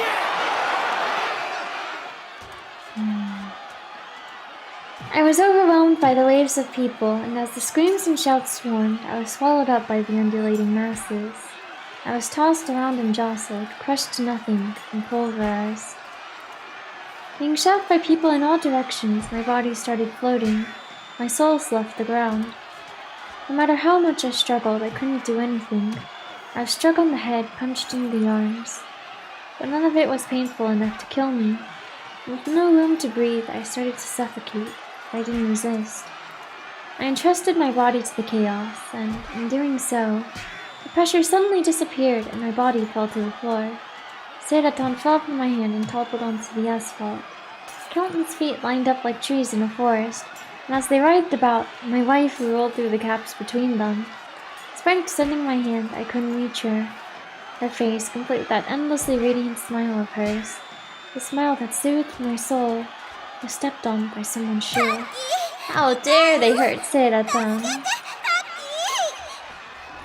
Her small body was kicked farther away, and some lady in red high heels ended up crushing her torso. セイラ、 Rest in peace, Seiratan. No matter how much I called out to her, no answer came. My one and only ally was gone. I felt like my chest was being crushed by sorrow. I had lost all reason to stay in this world, to live. And when I looked up, surrounded by people as I was, even the night sky was hidden away from me. No one noticed I was there, slumped on the ground. Even though I was right here, even though I was asking for someone to kill me, why was everyone ignoring me? Suddenly, I felt it, right on the nape of my neck. That tingling sensation, God's gaze. 君は And within my mind, ここで死んじゃダメだ。 a certain voice rang. I 理 gulped. 想度を手に入れて。 D sword and firmly gritted my back teeth. 将軍 I searched for that wheelchair among the crowd, for that bastard cosplaying as Darth Spider. So you are the one behind this festival, huh? I knew it. Are you planning to wheel out here and threaten me all while you're in your offensive Darth Spider cosplay? You trying to recreate what happened last time? I wished for death. The entire time I'd been alive, I'd just been some tool for everyone's amusement. And I couldn't take あ it の時の anymore. 自称将軍は僕じゃない。 When 僕 back は then wasn't me. コスプレはしないよ。 I don't care. Just kill me, please. あいつらが動き出している。この場は今以上の混乱になるよ。They? すべての黒幕。 The この混乱、 master 彼らを止められるのは君だけなんだ。 I stood up. The angry voices kept surging above my head. No one was looking at me. The onlookers and the people from the media were all jumbled together, grabbing each other, cursing at each other, punching each other. Why were 沈 they? 黙の兵器。ノア2はすでに稼働してる。 Hmm. この混乱が起とされた一番の目的、無差別人体実験。 Indiscriminate human experimentation. Something hard hit my head. A sharp pain ran through me, a pain so intense I thought my skull had been broken. My hands automatically shot up to my head, cradling it. As I looked around with tears in my eyes, I found a rock on the ground the size of a fist. A tiny smear of blood colored part of it. Someone had thrown that rock, and it hit me. Oh, I see. A throbbing pain coursed through me. Moving my hand toward the source, my fingers touched something sticky. Bringing my hand down in front of my face, I saw blood on my fingertips. My own blood.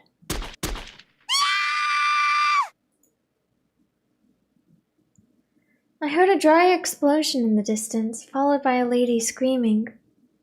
A gunshot? There were people with guns here? Why was everyone so worked up? Why was everyone fighting each other despite being total strangers? Why was this so chaotic? The villain sacrifice everyone was waiting for wasn't mine? 渋谷の GE レート。言ったでしょ。無差別、この場にいる人たちは今、見えない攻撃を受けているんだ。 Then I heard a sound, a creaking, rusty sound. A sound akin to a dying woman gasping for air. The sound of a wheelchair. Despite how many people there were, despite the wall of people surging erratically, Shogun moved his wheelchair forward, and without bumping into anyone, without getting dragged into a single fight, he made his way straight to me. And there he is. Ever so small, with a body of skin and bone, he was covered in wrinkles and looked so frail, it was as if he might break at the slightest touch. His eyes were cloudy as could be. I didn't know what he was looking at, nor what he saw through those eyes. I couldn't bring myself to look away anymore. And suddenly, the tumult surrounding me began to grow ずっ distant. と君を見ていたよ。 It was the same voice as the first time we had met. It wasn't that strange voice I had heard at Ofan. 君は誰なの？僕は君だよ。 I'm you. And with those few words, I finally 僕を understood. 妄想して生み出し神の自然の正体も君だったんだね。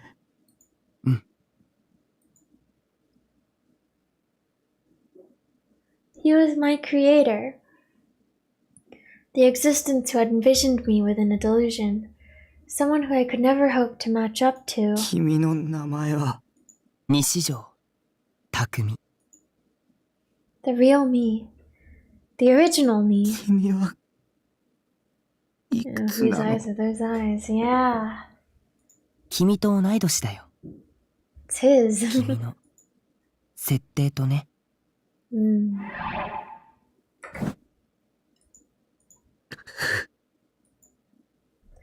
17 years old. Even though he was so small, even though he was covered in wrinkles, he was only 17 years old. このままだと世界が死んじゃう。ノア2にあらゆる人の心は支配されちゃう。だから君に託したんだ。 Entrusted. Entrusted what 意 exactly? 味がわかんないよ。頼むよ。僕を消して。今すぐに消してほしい。Shogun's wrinkles stirred. He was likely making an expression, but I couldn't see it as anything other than wrinkles shifting on his 全部 face. 僕のせいなんだ。僕が IR2 を妄想しちゃったせいで。 IR2. なんとか止めようとしたけど、それで君を生み出した。君に止めてもらうために。そんなの知らない。 See. 僕は君のコピーだけど、コピーだけが苦しまなくちゃいけ。死なせてよ。君はコピーじゃない。もう一人の僕だ。つまりコピーじゃないか。君のしてることはすごく悪かったって思ってるよ。でも他に方法はなかった。今世界の命運は君にかかっていると言っても過言じゃないんだ。だから。It's pretty heavyweight. そんなのリミに頼めばいいじゃないか。知り合いなんでしょ。Acquaintances. I'd said that on purpose. I didn't want to think they were lovers or good friends. And so, only then did I realize my feelings. I was jealous of the original me. That was rich, coming from a delusionary existence. What a disgrace. I couldn't believe myself. There's not knowing your place, and then there was this. My own feelings made me want to throw up. My emotions continued to spiral. I wanted to die. ナナミを助けに行って逆。リミはね、僕を救おうとしてくれていた。その理由は君も知っているよね。You should already know. あれは空。あの空はどうしてあんなに泣きたくなるくらい青いのかな。それを望んだから。私は望んでない。僕が望んだんだ。ここは君の心象世界であると同時に僕の心象世界でもあるから。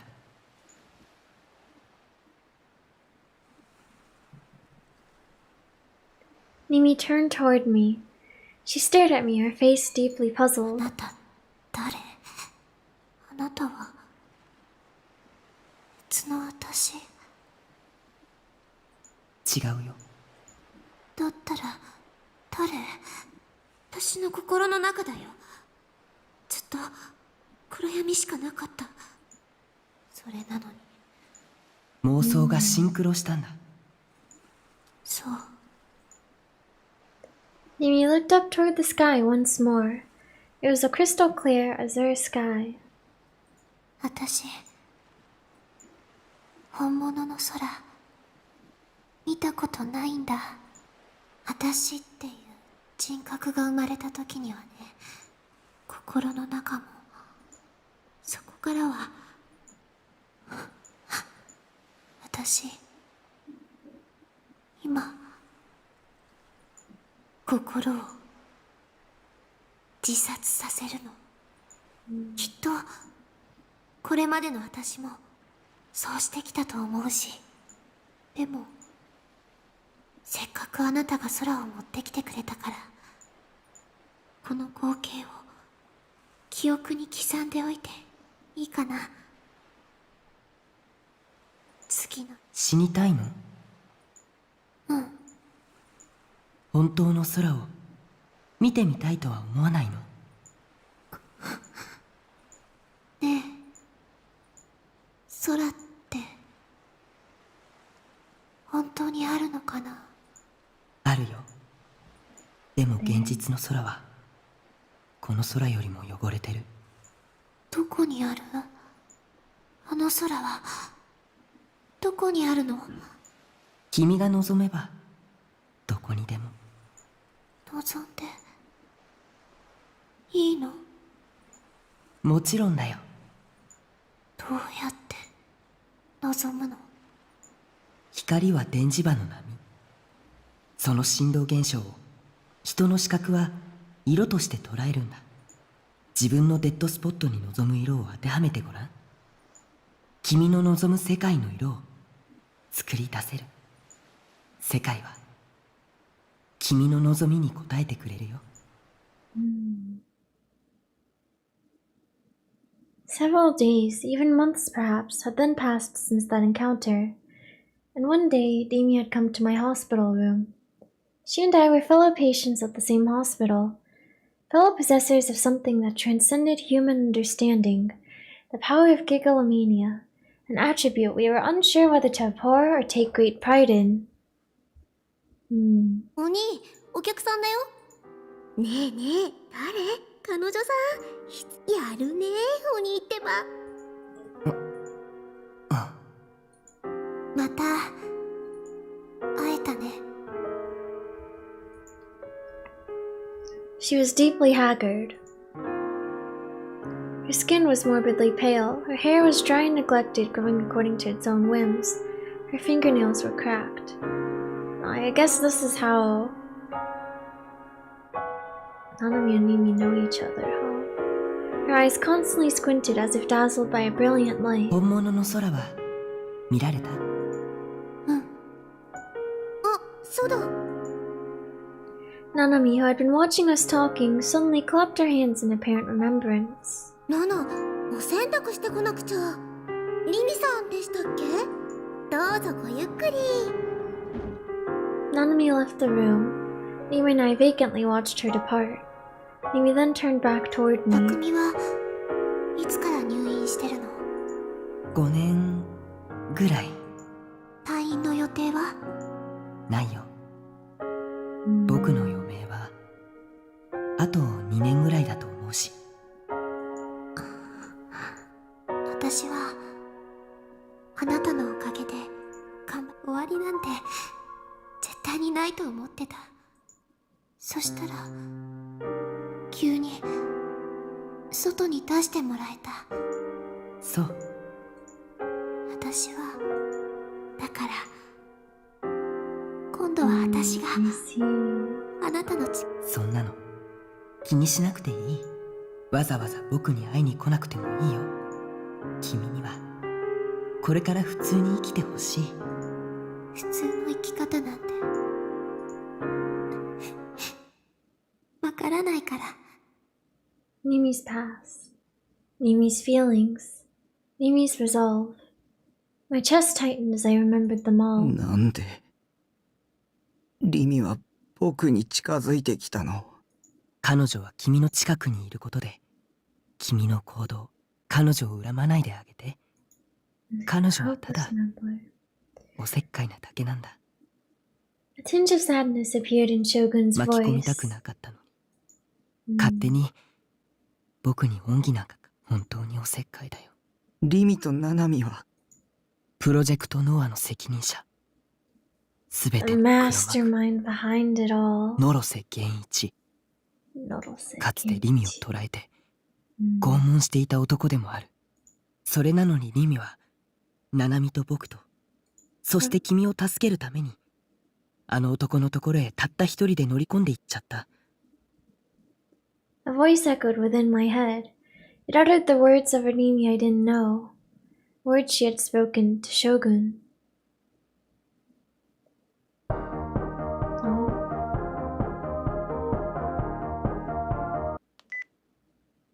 リミ？ A ringtone.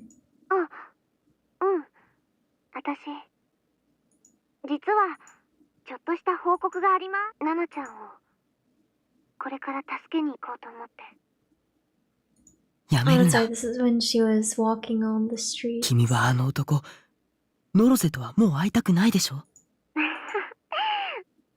て信用されてないな。平気だってば、昔の話だしね。そもそも私の感情とナナちゃんナナミを助けるのもプロジェクトノアを止めるのも僕の。言ったでしょ。それにタクにはおせっかいだね。そうかもね。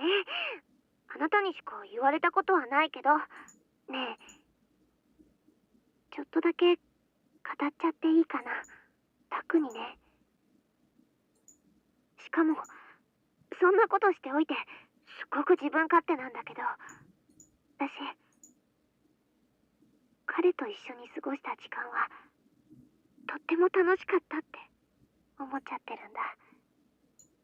何もかもが妄想でまみれたまやかしでしかなかったのに、学生生活もあの学校に私やタクが通っていることも、大地と友達だっていうことも、私がタクと一緒にいようとしたことも、タクの存在そのものも、タクってどうしようもないくらいなのに。私の Man, 心には、 Mimi. なのに、この気持ちって、インプリンティングのようなもの New tip. かもしれないね。 Let's read it real quick.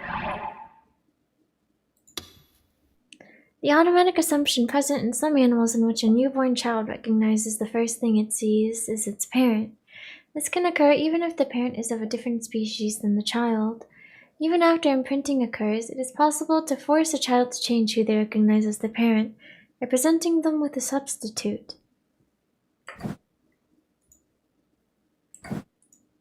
本能っていうことかな。それ、君が楽しかったなら、そうだといいな。私は肉体が妄想から作られた存在と人格が妄想から作られた存在とどっちも変わらないでしょ。だからタクのこと消さなくちゃダメだって思ってたんだけどね。でもいつの間にか感情移入しちゃったみたい。タクにはごく普通に暮らしていってもらいたいの。私はねえ、タクのことはそっとしておいてあげて。そういうわけにはいかない。ノア2は、私が何と Yes, か to するか destroy ら。 Noah too. 君はそんなことしなくていい。君こそ、ごく、さてと、そろそろ切るね。リミ、やめて。本当に大丈夫だって。あなたね、タクミ。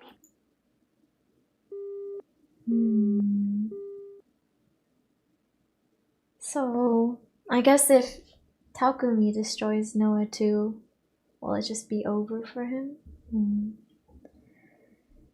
After it was already too late, Nimi's words sank into my heart. She really was a hopeless meddler. Why'd she have to keep fighting so hard?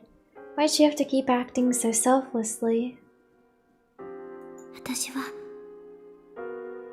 タクの味方だから。 Yeah, Nimi. Memories of Nimi all came back to me.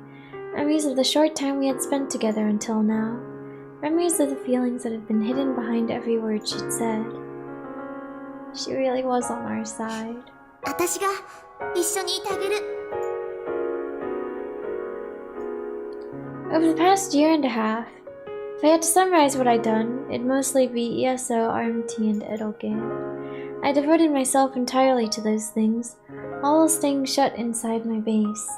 I'd barely gone to school, and I rarely tried to talk to anyone.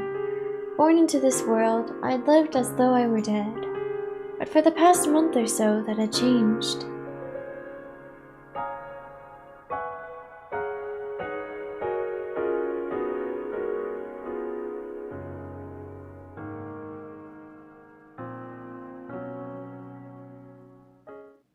And even though, as a result of this, I'd been lied to,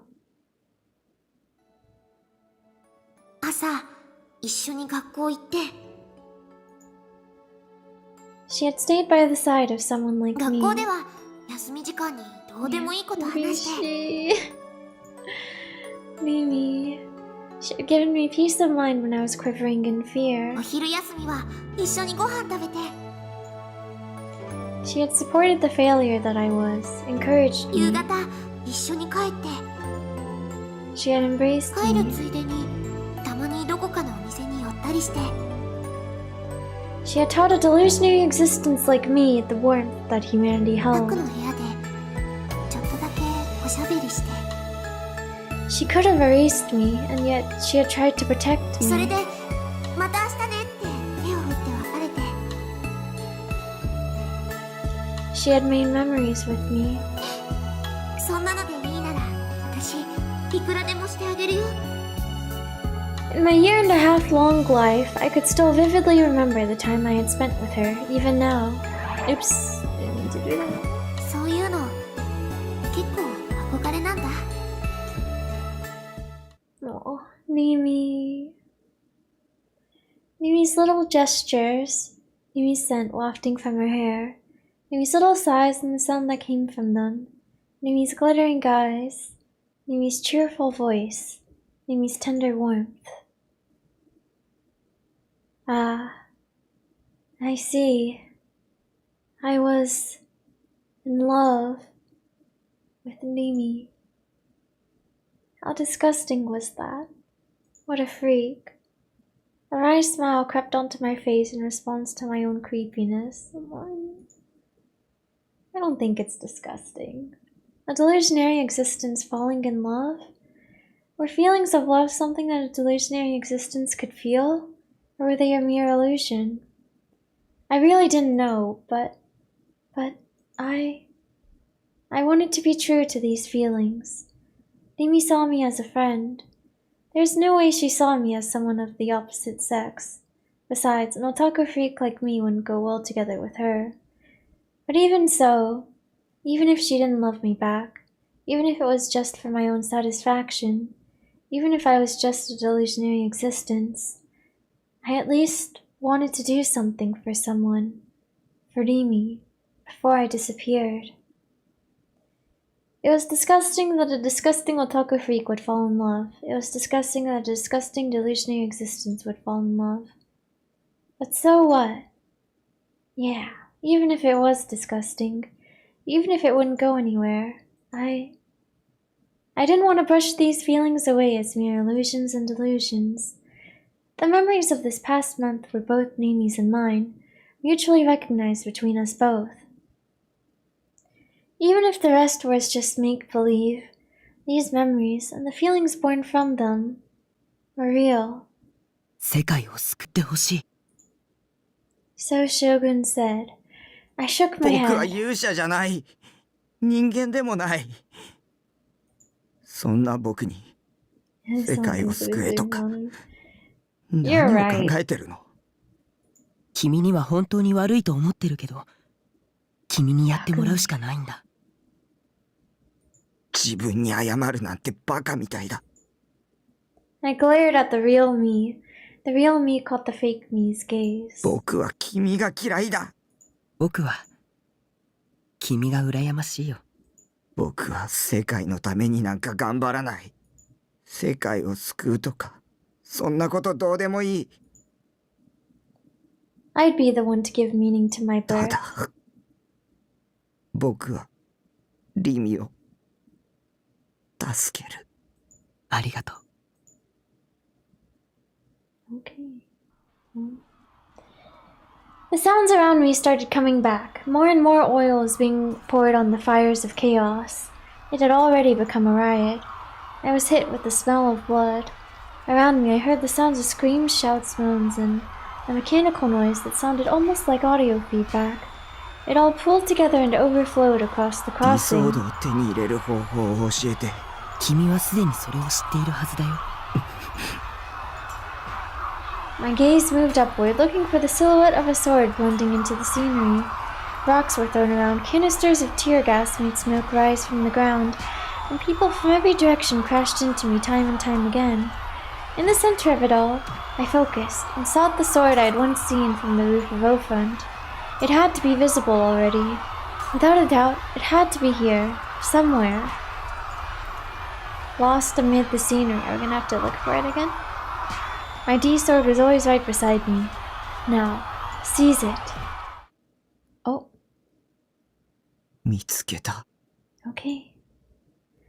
On the building to the right of 107, there was a vertical billboard, and when I looked toward it, I saw the shape of a sword.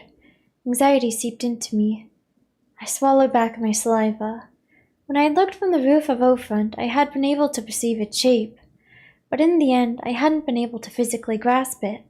自分の意志を強く持つんだ。迷っちゃダメだからね。君にはもう剣を手に入れる資格は十分にある。I extended my hand as I stood in place.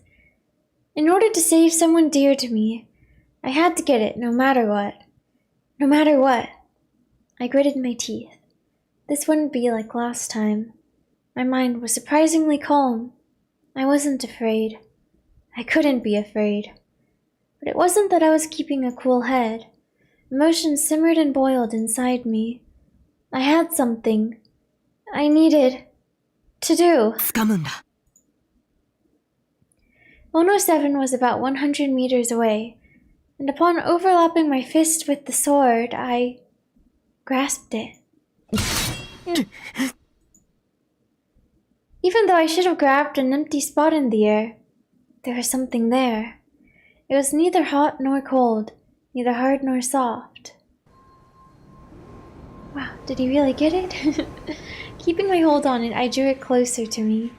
Ripples surfaced across the air, and from within those ripples, it slid free. Wow! He got it! Dee's sword.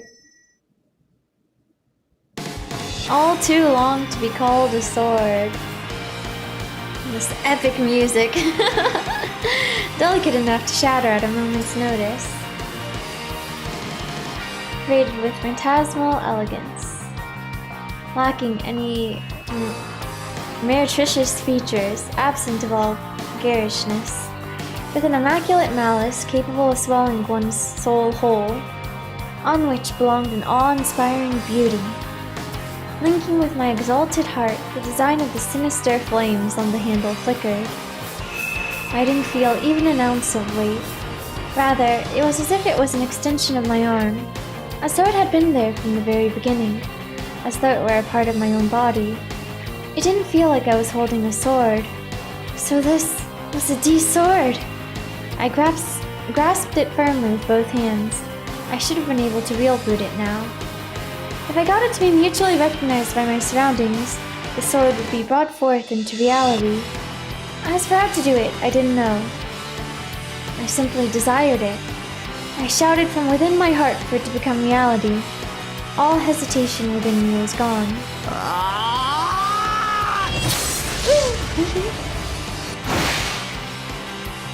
The Z-sword, as if answering my call, started faintly shining. The flame pattern on the hilt transformed into real flames. Flames which swiftly enveloped the sword, and yet I felt no heat. Soon enough, those flames were swallowed by the entirety of the sword's body, and...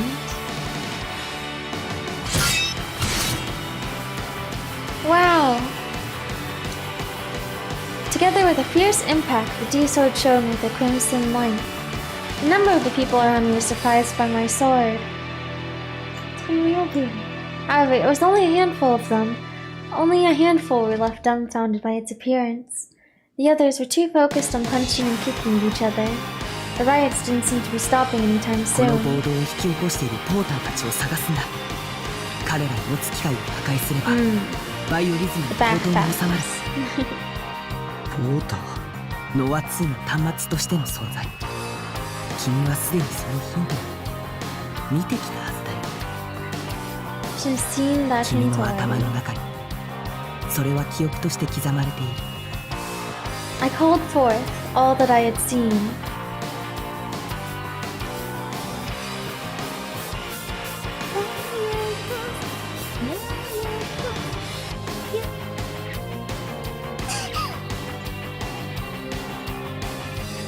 Her song. ようやく尻尾を出した。そいつを捕まえ離さね辛いんですね。 Man, Sua, I can't believe he shot Bon.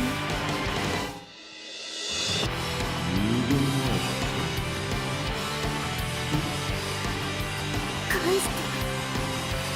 7のバンドル返して。 So when I was saying I can actually have that type of find on using software service like I'll never find it. Imagine. 地点 L2 の 0.62 メガ GE ハイスコアです。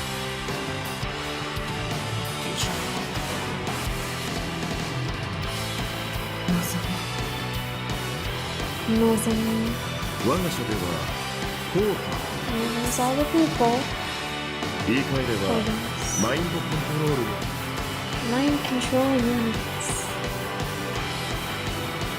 All of the things I had unconsciously seen, all of the thoughts I had unconsciously read. 僕は盗撮野郎ってことか。 Shogun calmly gave me orders as I laughed at チャ myself. ネルを開放してポーターたちの心を読むんだ。コズピーのように Like Cozy 彼ら P. はこのスクランブル交差点のどこかに居場所を探り当てて So man, I forgot how to is it access? Yeah, like the blood. I opened my channel. I didn't have to think about what to do. Without being conscious of it, I enacted it by feel alone. Okay. And then, the minds of everyone here, their negative emotions. I turn over Shogun now. I guess so. Became visible and instantly flowed into me. It's gonna be okay.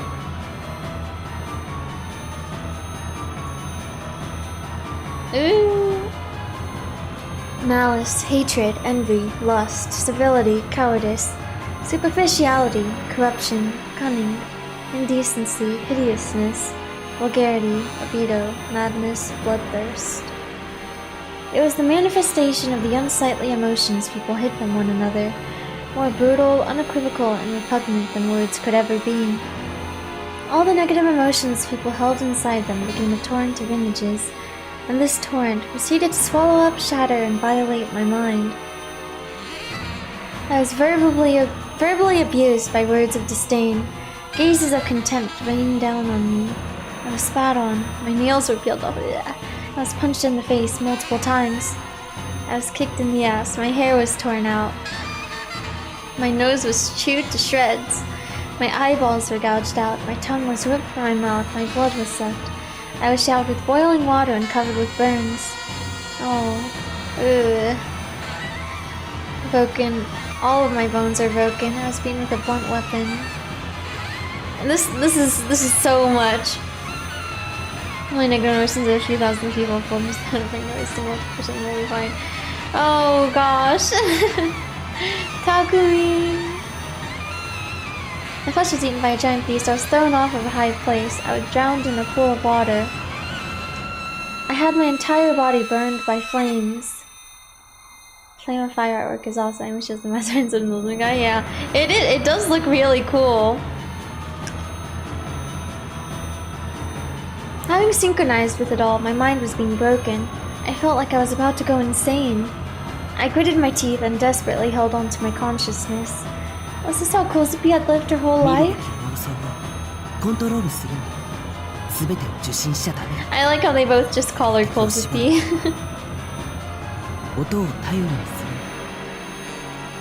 Sound.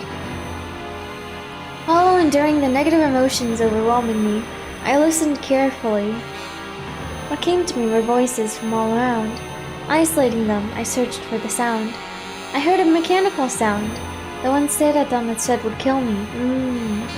The sound had also been inside the memories I'd gotten from reading minds. Senna had destroyed a porter's rucksack that had emitted the sound with her D sword. So if I were to focus on that sound, the delusion I heard... May the divine light save us. There were multiple voices. There was more than one porter here. 3 of them. Holding my breath, I took a step forward. In front of me was the chaotic crowd. Without a trace of order, they moved throughout the scramble crossing as they pleased, beating each other within an inch of their lives. It would be difficult to go straight through. I hacked the delusions of the people in the direction of the target, and so, little by little, the people in my field of view made way, and there, a path was made for me. There's a single man about 50 meters away from me, and all the obstacles between me and him had now been removed. Our eyes met. He was a plump man in a suit wearing a rucksack on his back. Okay. Go get him! Taking the shortest path there, I ran, straight ahead, through the crowd, without bumping into anyone, all while dragging my D-sword along with me. The porter, having noticed me, frantically turned around and tried to run, but I wouldn't allow it. Just like Senna, I swung my D-sword, a blade longer than I was tall. As always, it felt weightless. I could wield it like it was an extension of my arm. Wow. tip of the D-sword dug into the rucksack, and then, almost as if it had been melted at an unfathomably high temperature, its contents were vaporized. The man sank to the ground, cradling his head as he trembled from fear. Without looking at him even one more time, I headed for the second one.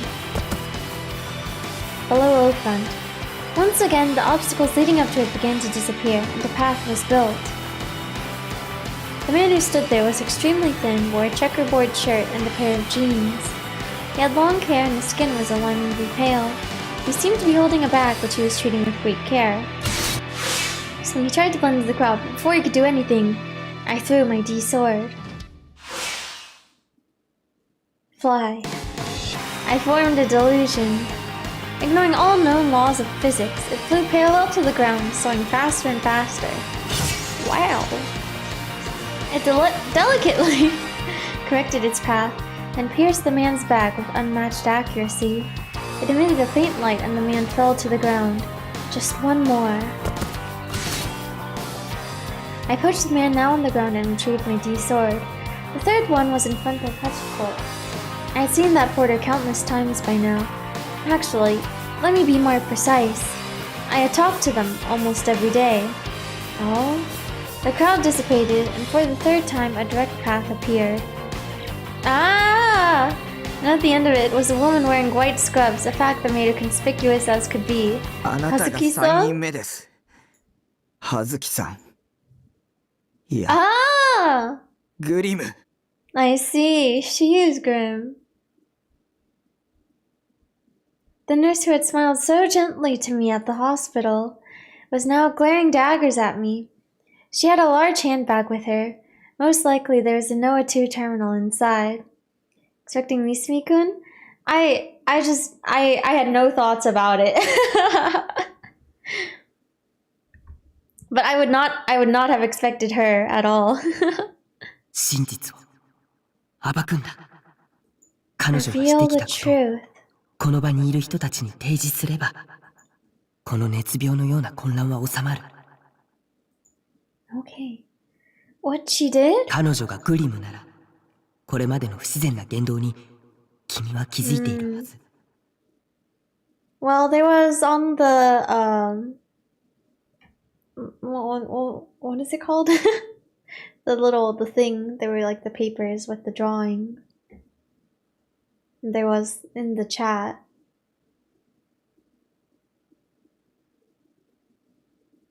僕が最初に君に接触した時のことを思い出して。First time 僕は at 君 the に scramble crossing. 貼り付け事件の予言をした。 Oh. 君への継承だった。 Oh no, that's right. That's right. Yes. Shogun.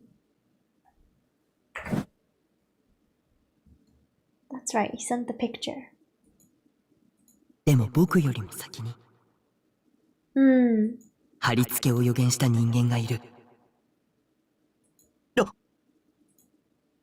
I remembered the exchange we'd had at the time. Ah! A few moments before Shogun had talked to me for the first time, Grandma left the chat room. But right before that, they posted an image as a joke, a drawing. That's right. Grandma sent the link to it. And Takumi was like, oh my gosh, am I being baited? But then he was like, okay, I'll click on it anyways. I'm not scared. And then that was the drawing. The very same drawing that Hazuki-san had scribbled on the medical chart.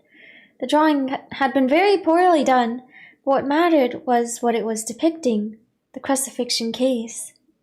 Besides, the first time Grimm had talked to me about the Nugent case, they had said this. It's all up in your neighborhood, lol. Even though I had never told them I lived in Shibuya. Oh. Even a few hours earlier, Grimm had left some comments that made it seem like they knew I was Nishijo Takumi. Sorry, so you'll be the center of attention. Gives fair share of early clues, yeah. Second time I'd gone to the hospital, Hazuki-san had said, 高階先生はもういません。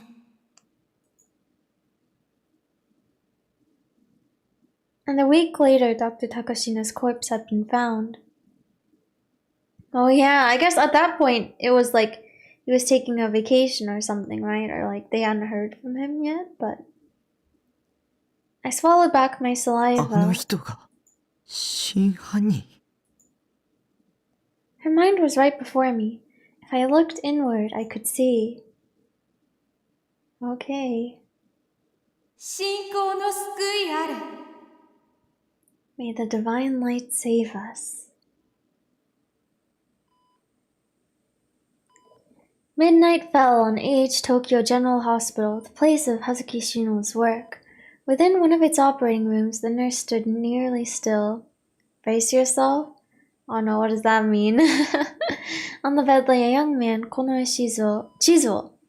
The sleeping pills he had been given had induced a deep coma in him. Okay, actually, let me go to the restroom again real quick. The divine light test got your sanity. Oh boy. But yeah, I'll go to the restroom. Maybe I'll get a little snack too.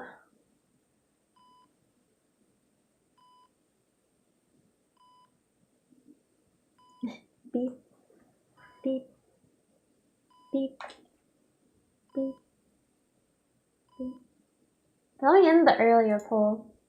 Which of these flavors do you like most? They were Oreo got 75%, matcha 25%, and ube and sakura got 0.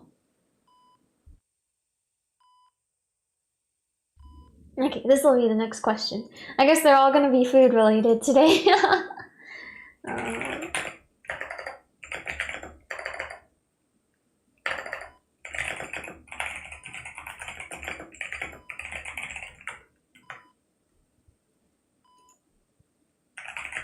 Oh, oops! I accidentally caps lock. Actually, I'm not sure what this type is called. I was gonna say it's American, but is this actually? They usually food related. Yeah, I guess so. They usually just end up being food related because that's like what comes to mind quickly. Okay, I guess New York.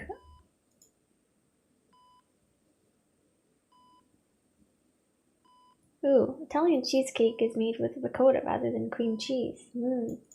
He just has knowledge about US food. Oh, really? I'm honored. Oh, okay. I guess I'll add Italian in here then.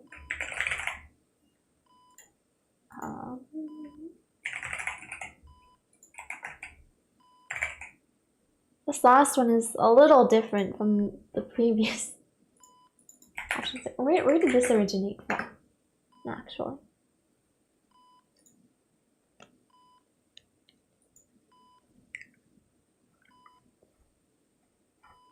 Maybe I'll say traditional for the second option.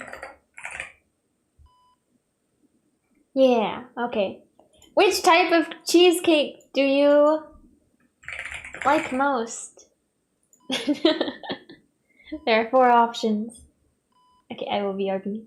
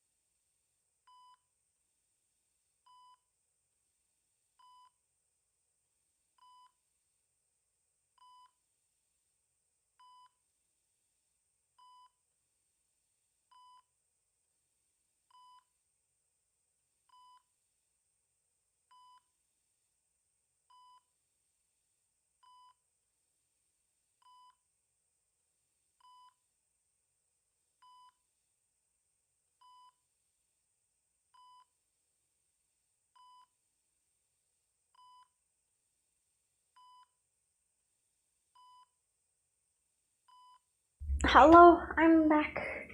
There are different types of cheesecake. No need to Google them all. Yeah.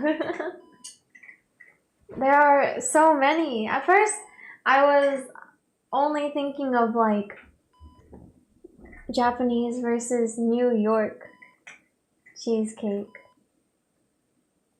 But and then I was like, well, I guess there's like Basque cheesecake too. And then I was looking up and they were like the difference between New York and traditional. I was like, oh, okay, I guess that's an option too. Welcome back, Mama. Thank you. But apparently New York cheesecake was introduced in the US by Eastern European immigrants and my location is considered traditional one. I see. That's funny. No, that's the New York cheesecake. What are you talking about? No. But that's fun.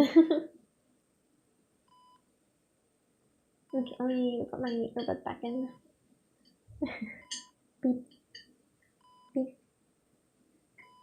Oh, but I brought back some dried mangoes. Yay! I love dried mango.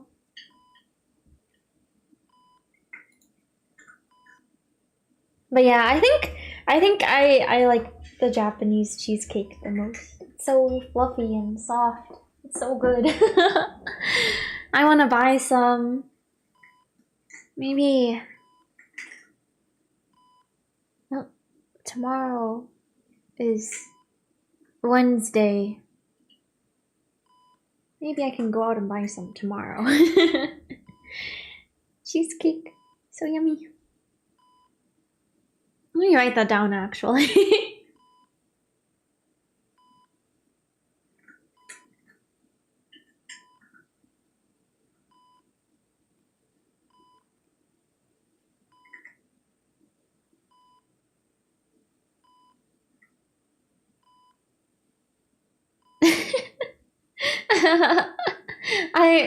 I was trying to type Wednesday, but I did not type it right at all.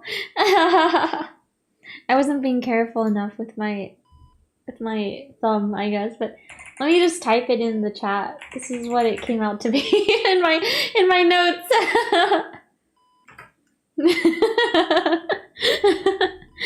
Eid day. Wednesday. And day. Ah. I'm gonna try to assume I can find it somewhere around. It's so good. It's so worth it. It's so delicious. I really like it. But yeah, alright. Let me get back to gaming. We'll see how this goes. Inside Husky-san's mind. On the bed lay a young man, Konoichizo. Oh, I read this earlier, that's right. Sleeping pills he had been given had induced a deep coma in him.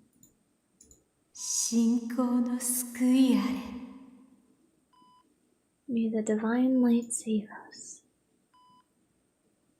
Oh. Oh, wait. Oh. Was this the person who had fetus question mark implanted into him? Is that what's going on here? She repeated the same words over and over like a Buddhist prayer. Husky caressed her large swollen abdomen. I forgot his name, but is that?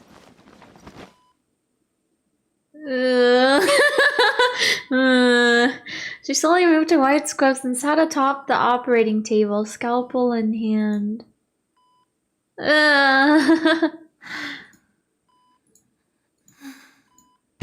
Hazuki-san. There was no anesthesia to speak of. She incised her own abdomen. Anesthesia. An incision so masterfully done, it would have earned her incredible praise from surgeons and obstetricians alike. Although she was a mere nurse, her surgical skills were quite remarkable.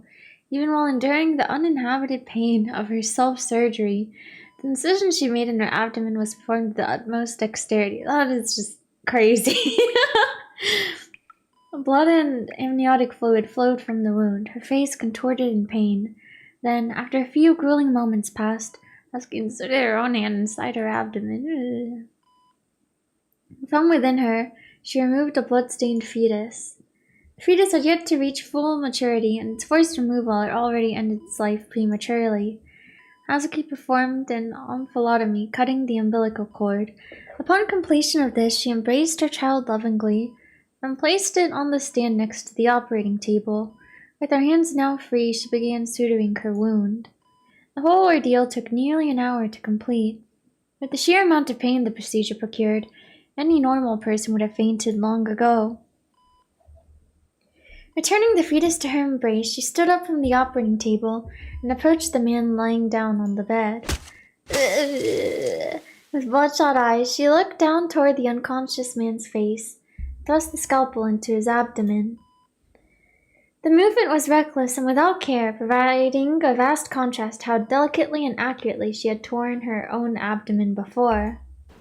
The pain roused the man. But before he could consider any hope of escape, he realized both his arms and legs were tied securely to the bed. Disregarding the man's screams, Husky drew back the scalpel she had used to stab him. It cut through his flesh, tore through his skin. Blood gushed forth, covering her face in crimson.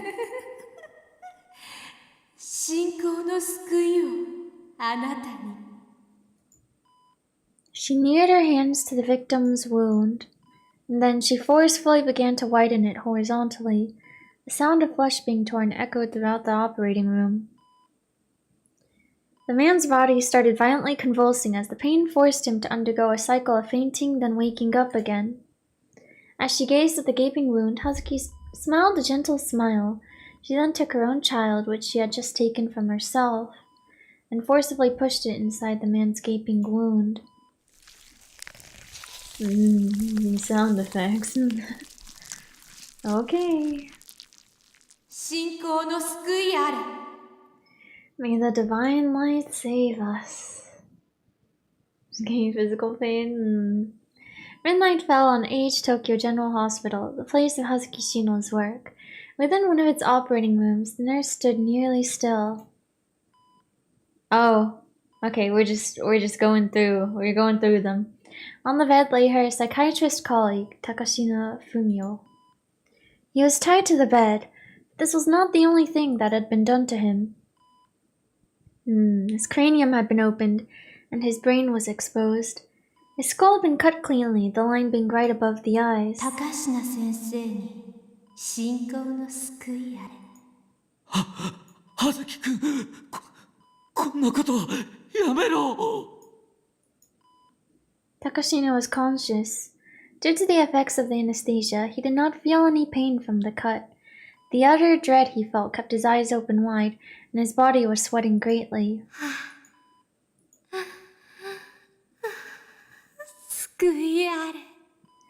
Ignoring Takashina's pleas for his life, Hazuki retrieved a shiny silver utensil from the pocket of her white scrubs. A utensil that could not be referred to as a traditional surgical tool. Oh, it was a spoon, an all too ordinary piece of tableware. Don't ruin spoons for me, please. 何をするつもりだ? よせ! やめろ!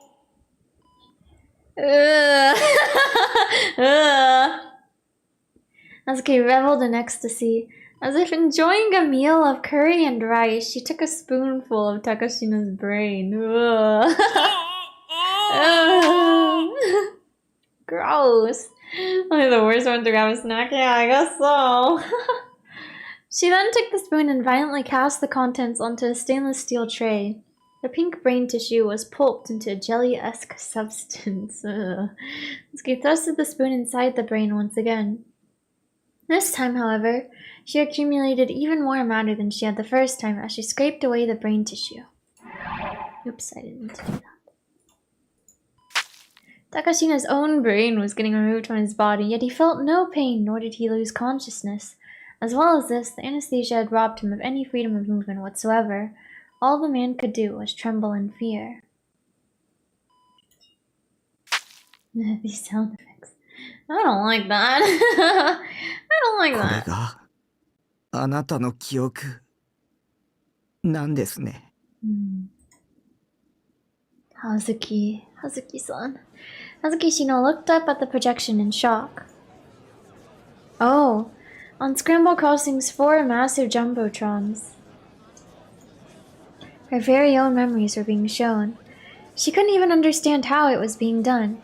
Perhaps it was Nishijo Takumi's power as a gigalomania. あなたの記憶です。 With his head hung low and D-sword in hand, Nishijo Takumi murmured those words. The ride came to a halt. Silence was now the ruling entity. The thousands of people who had been assailing each other until only a moment ago were now looking up toward the screens. Some went pale, some averted their eyes, some felt such horror it compelled them to vomit. The mass media were starting to record Hazuki with their cameras. Countless blinding flashes ensued. あなたが私の記憶を映像に投影したんですね。もう言い逃れはできませんよ。胎児とあなたの DNA を鑑定すればわかることです。どうしてあんなことを。ね、ナイトハルト。Yes. すべては教祖様のお言葉なんですよ。The glorious founder. Hazuki plunged her hand into the bag resting over her shoulder. Oh, from it she retrieved both a Noah 2 terminal port and a scalpel. She's not gonna just, like, kill herself right here, is she? Oh. She gripped the scalpel and placed it right against her throat. Due to the nature of her position as a nurse, she knew the location of the carotid artery all too well. It casually talks about me. Yeah, I guess so. Hazuki smiled at Nishijo Takumi. It was a kind smile, much like the one she would so oft show her patients. Hazuki-san. Man. As her own blood gushed forth from her neck, her entire body was painted a bright crimson. Goodbye, Hazuki-san. Man. I didn't know who, but someone had mumbled those words. After seeing the sheer number of gazes piercing through me, I realized that those words were also directed at me. In front of a countless number of people, Hazuki Shino had committed suicide via slitting her throat.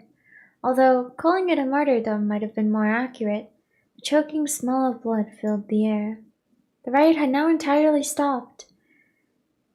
Hazuki Shino's memories of the crime she'd committed, which I had projected directly onto the jumbotrons, ended up being the perfect thing to make the excited parts of the mob quiet down. The shocking nature of what had been displayed left everyone at a loss for words. Even now, Hazuki Shino's corpse was still bleeding. A number of people then walked up to it and began kicking it. It was the corpse of an atrocious murderer, so there were no respects to be paid here. Next, they might even publicly behead her like it was the Middle Ages. What difference was there between her and the ones kicking her corpse? By their very nature, humans were disgusting, horrible creatures, myself included. The media, like hyenas, were accumulating around anything that could act as a scoop. Roughly half of them had gathered around Hazuki Shino's corpse, and the other half were surrounding me. 西尾君、お見事でした。今のは超能力ですか？やはり今日のこの集まりは、あなたの超能力は子供の頃のあだ名は神童とか呼ばれたことある？今後警察の捜査に協力する予定は？うちの局の番組に出てくれないかな。 One after the other, endless words of praise were thrown my way. 西条、よくやったぞ。お前すげえよ。 They really just did a complete 180. One after the other, endless words of affection were thrown my way. I felt hollow hearing those voices. A fabricated image formed by public opinion, and a delusionary being. They weren't all too different, were they? Hmm. Kakumi. Kakumi. It was all coming back. The energy they'd all shown when they'd seen me up on top of Oakland. Kakumi. Kakumi. Kakumi. Unable to take it anymore, I screamed.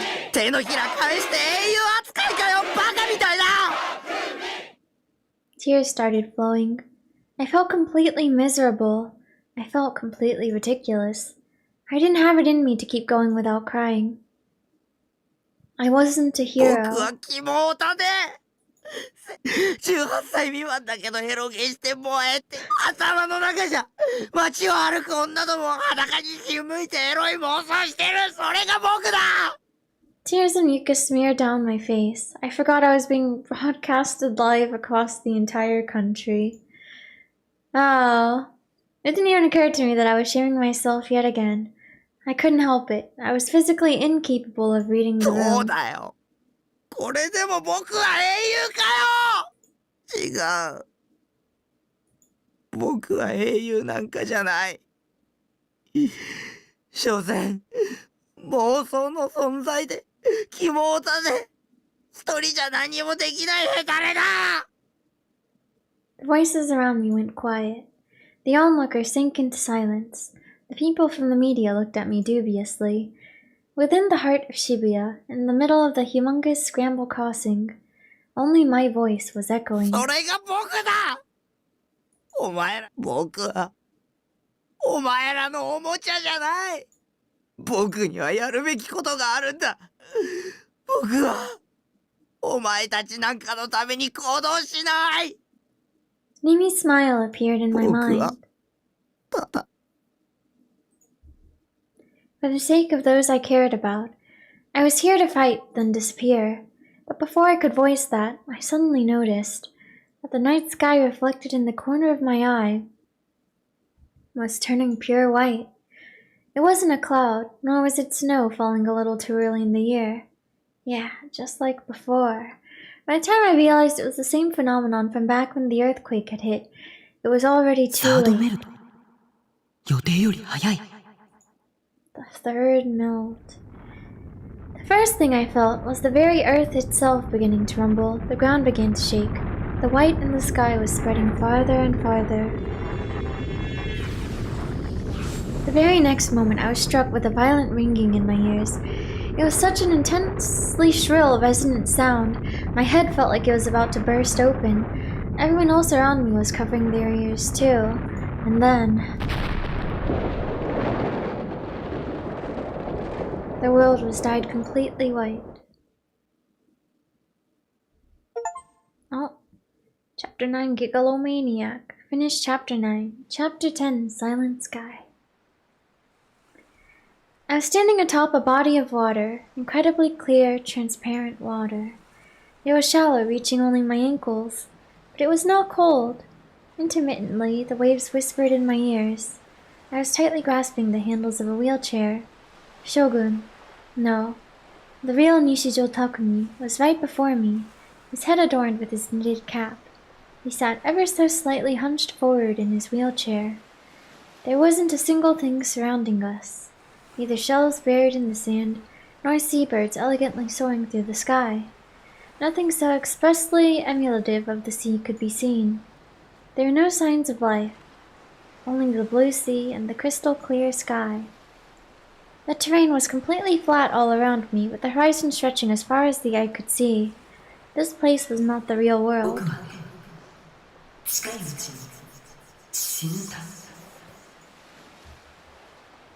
Together with the sound of breaking waves, I heard Shogun's voice.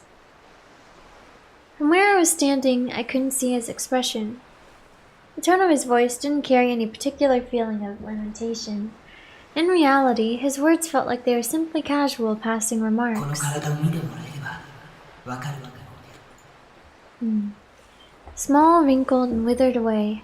All of his hair had fallen out.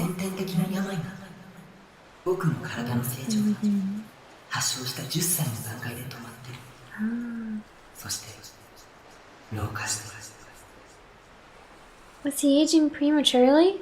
That illness was supposed to be rare, affecting only 1 out of every 8 million people. 10歳って A gruesome scene etched into my memories began to rise to the あのバス surface. 事故の3ヶ月ぐらい前だよ、僕が発症したの。バス事故は君がそうかもしれない。あの時はまだ自分の力についてほとんど自覚はなかったけど、病が発症するよりずっと前、それこそ物心ついた時から僕はそれが普通のことだと思ってたよ。意識的にしろ無意識的にしろ、僕はこれまで何度も力を使ってきた。だから僕の存在としての矛盾が大きくなりすぎちゃったんだ。青い背中から聞いてるだろう。粒子とともに追生成される反粒子はディソードにストックされていくんだ。反粒子は数学的に言えば過去へ向かうものだから、ストックすればするほどギガロマニアックスには現在の状態とのズレが発生し、やがてその矛盾により存在としての自己崩壊へ至る。As he spoke, Shogun didn't move an inch in his wheelchair. What was he looking at? Could he even see at all? 力を使えば使うほどギガロマニアックスの力で治せばいいじゃないか。力を使えば病は進行する。端的に言えばどうして僕みたいな肝タのヘタレ野郎を作ったの？もっと人を一人、しかもギガロマニアックスの力を使い君を生み出したんだ。1年近く昏睡しちゃったくらいだよ。僕は未完成だったってわけ。だからこそ君はとても人間らしい。フォローしなくてもいい。本心だよ。I clicked my tongue. I really did hate this リ guy. ミにはいつも力を使うなって怒られたよ。彼女は君でも僕はリミの中国、今の危機的状況は僕の IR2 がきっかけなんだから。IR2, that strange scribble on the back of my essay. IR2 はある科学者の手に止まり、やがてのぞみテクノロジー社によって研究が始められた。それがプロジェクトノア。言ってみれば人工的にギガロマニアックスの能力を発生させる装置。僕が計画に気づくことができたのは、彼女がひどい拷問を受けていたのはそのプロジェクトの一環だった。ノアのシステムを効率化するために必要だったのがコード3。ギガロマニアックスが力を使う過程で放出する特殊な、それを手に入れるためにのぞみの社長、強烈な負の感情を抱くときギガロマニアックスは力に覚醒し理想度を獲得するからね。 Once again, I remembered Senna's words. バイオリズムの上昇によって中脳変影系ニューロンのドーパミンが過剰分泌されたとき、ディソードは現れる。それは危機的な状況や興奮、悲しみ、憎しみ、笑いなど人それぞれだ。ドーパミン分泌量が多ければそれだけ観測しやすくなる。君が僕にちょっかいをかけてきたのもそのため。君を覚醒させるためにだ。ごめん。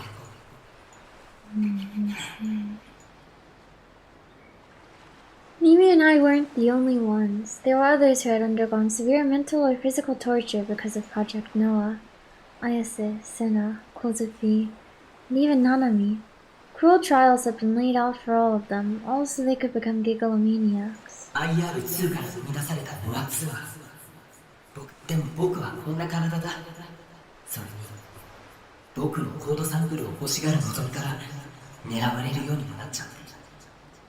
That was to say nothing of how he was hospitalized at AH Tokyo General Hospital, a place which had hidden ties to the Nozomi Grill. だから身を隠さなくちゃいけなかった。I 幻 see. の病室のアミーちゃんか。あそこに入ってこられたのは僕は身動きが取れなくなって。僕を作ったのか。 Shogun weakly 意味 nodded. は君を命を削る行為だからやめろ。でも僕に残された命は長くない。力を使わなくたってあまり差はないんだよね。 His voice was deeply serene. He had a certain sense of wiseness to him. Perhaps it was one you could only get from living out your days under a death sentence. それに君が覚醒して力を使えるようになれば僕と君は一心同体。そうだね。 One embodied でも soul. 一つだけ、もう妄想はしない。ね。タクの妄想力はとっても強いから。妄想をすればするほど、本物のあなたの命が削られていっちゃうんだ。Even if I tried to keep my promise to Mimi, I couldn't go help her. Even if I could, I wouldn't be able to do a thing.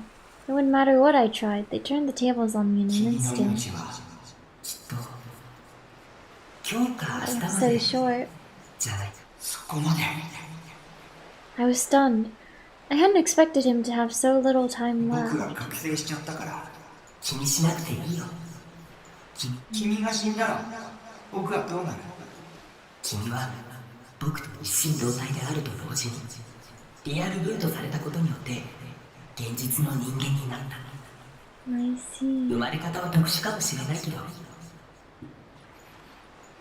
僕が消えれば君は助かるよ。無駄だよ。せいぜい寿命が数日から数でもそんな愚かな選択肢を選ぶのはやめるんだ。君にはノア2を破壊してほしい。そのために力を使うことを遠慮しないでほしい。言われなくても分かってる。君に遠慮するほど僕はお人よしじゃない。 Shogun's shoulders shook faintly as he laughed. Making him laugh was the last thing I'd meant to do, so that annoyed me. 君が目覚めてくれてよかった。勝手な話で迷惑かもしれないけどあと君にたくさん。 Okay. Suddenly, the feeling of the wheelchair's handles disappeared. Before he knew it, the wheelchair he was sitting in began to leave me behind. As it moved, it almost seemed to glide across the surface of the water.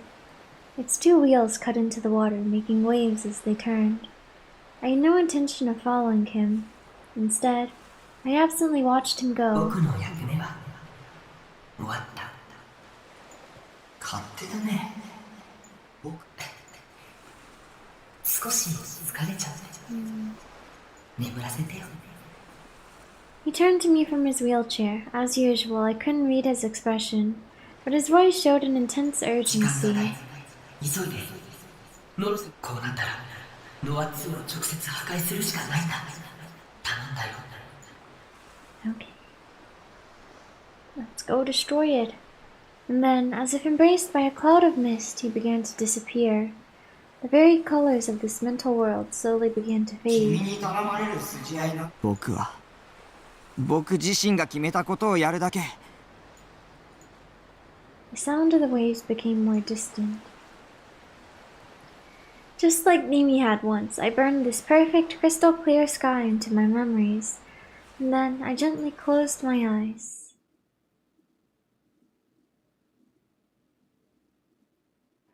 Okay. Oh gosh, then it's completely in shambles. An Asperger sign is still going strong though. I mean, it's on the wall, but a reporter on the radio is reading the news with a grave tone. 現在までに確認された死傷者の数は233人。気象庁の発表によりますと、今回の地震の規模は震度7、マグニチュードは 7.8 と関東大震災に匹敵する規模です。渋谷では建物の一部が倒壊し、大規模な陥没も発生している模様です。首都高渋谷線が高架の倒壊により全線通行止め。公共交通機関では山手線など全線がか。 Static mixed in with the news until eventually the reporter spoke no ダメだ longer. わ。また聞こえなくなった。 Momose shook and hit the old radio with her hand, but upon realizing she was getting nowhere, it let out a heavy 古 sigh. いから使い物にならないわね。 Forcing a smile, she looked to the side. She could see the figures of Kishimoto, Ayase, and Kusunoki Yua walking along, expressions of fatigue coloring their faces. Both of the uniforms were covered in soot, making it clear how laborious the trek here had been. And yet, the great swords they were holding, their D-swords, did not have a speck of dust on them. Instead, they shone with an unclouded, brutal radiance. After the earthquake, Yua and Ayase had walked back to Shibuya from Yoyogi, went straight to the Frisia office, then joined up with Momose, waiting for the missing bond to return. If they had stayed near the office throughout the night, even though the earthquake had put the building on the verge of collapse, they had remained all the same. Bond and I reaches nobody. Oh. And in the end, Bond had never shown. Moses suggested leaving Shibuya immediately, something Ayase clearly took issue グラ with. ジオールが目覚めたのに。 We 早く must unite with the other 他の Black 黒騎士と合 Knights. 流しないと。 Ayase asserted her feelings of urgency by tugging on Yua's hand, wanting to reach the rubble-laden heart of Shibuya as quickly as they could. In the end, Yua and Momose had no choice but to follow along. It was 7 a.m. So early. Not even an hour had passed since the sky had first begun to brighten. I guess it's the next day, huh? Question mark. There's not a single trace of refreshing morning air. The utter mayhem that had been cloaked in darkness was slowly being exposed by the rising sun. And right now, the three girls found themselves in the midst of it. The city of Shibuya had been transformed into the very picture of hell itself. Roads were torn to oblivion. Asphalt protruded from the earth. A number of buildings had collapsed, their debris scattered in broken chunks along the sides of the road. Nearly every window that could be seen was broken, and a massive billboard had fallen from its usual perch atop the building's roof. One would not have to walk far to see countless corpses left undisturbed, littered among the chaos. For every body Momose witnessed, the same act played out inside her head, one in which she clasped her hands together in pity for their demise. But there were just far too many. It was only part way through that she could not take it anymore, realizing the only way to retain her sanity was to ignore them outright. The remaining people they would occasionally pass by had lost all expression, existing only to stagger aimlessly through the streets. A group of men had come together to try and help the survivors buried beneath the rubble, but it did not seem like there was much they could do without heavy lifting equipment. Momose took another glance at what Yua was holding in her hands. A D-sword. Ayase had explained them to her. Much like magic, they were swords that could be taken out of thin air. What Bana told her had been true. And yet, Yua seemed only shocked and bewildered about possessing one for herself. ねえ岸本さん。 Ayase, walking slightly ahead of the group, paid no attention to Momose's call. The expression on her face made it clear her patience was wearing この thin. ディソードを持つ人はあなたたちを、他の人たちがどこにいるのかわかる？わからない。だったら感じるのよ。意志 The を。こ will. っちで間違いないわ。Ayase was effectively a brick wall. With no other options left, Momose repeated the same words for what felt like the thousandth 今むやみ time. に歩き回るのは危ないわ。ダメよ。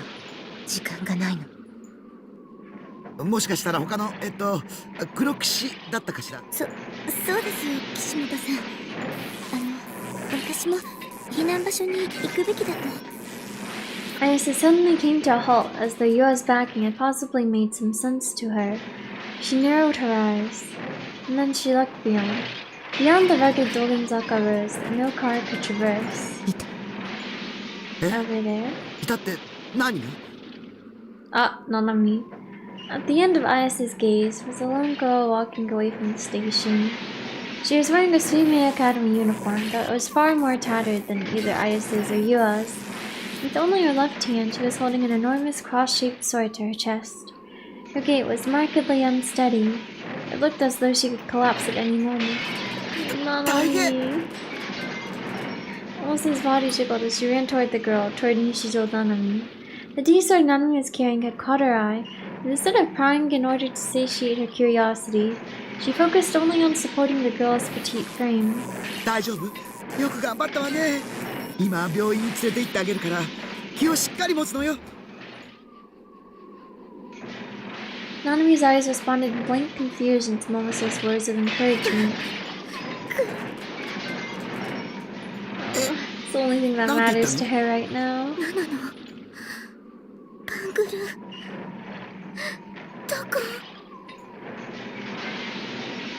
Both Yo and Ayase belatedly ran up behind Momose. 西条くんの妹さんです。そう、黒騎士の資格があるのもうなずけるわ。匠の妹。二人ともこの子を運ぶの手伝って。な。痛い。Nanami groaned in pain. Ironically, her bingle is in the hospital. Yeah, I guess so, huh? It actually is there. Momose inadvertently glanced toward Nanami's right hand, gasping in surprise when she did. だってひどい。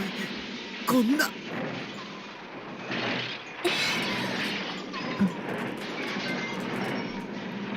Yo and Ayase were not able to grasp why Momose was so distraught. Oh, while the bandage over Nanami's right hand was indeed stained with blood, it did not seem to be that serious of an injury. However, in Momose's eyes, Nanami's hand had been severed from her bandaged wrist. Though medical measures had been taken, it was still an open wound. With a blank look on her face, Ayase attempted to grab Nanami's right hand, but her outstretched hand only passed through empty air. Like a holographic image, Nanami's fingers lacked any substance. A drop of blood trickled down from the red-stained bandage and fell onto Ayase's hand.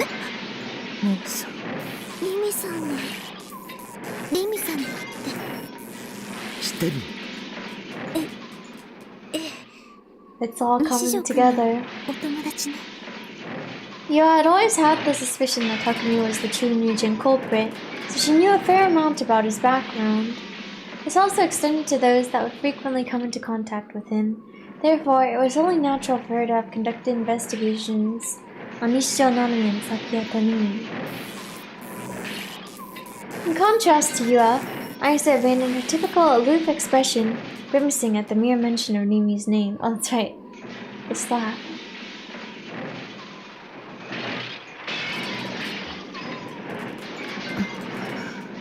Sakihata Rimi. 7人の黒騎士の一人。そうなんですか? Yeah. Ayase recalled yesterday's incident at the hospital. She could remember being addressed by Nimi's apologetic voice. Man, that was only yesterday. So crazy. 岸本さん、タクに近づかないで。目覚めさせたくないの。君には自覚がないの。私が一人で何とかするから。So much has happened in 24 hours. Yeah, actually. その思いは。So crazy. でもそれは大いなる意志の望むことじゃない。私も望んでいないわ。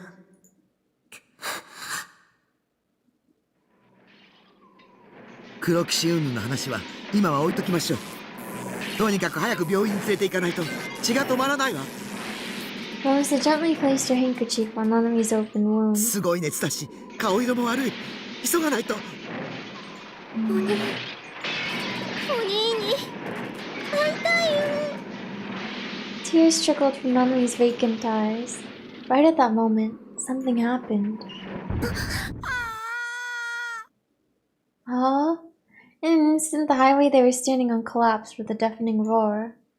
They all lost their footing, helplessly entering freefall at gravity's mercy. To them, it was like they were falling into the deepest, darkest, lowest circle of hell. Losing herself in that illusion, Momose raised a scream so loud it betrayed her age entirely.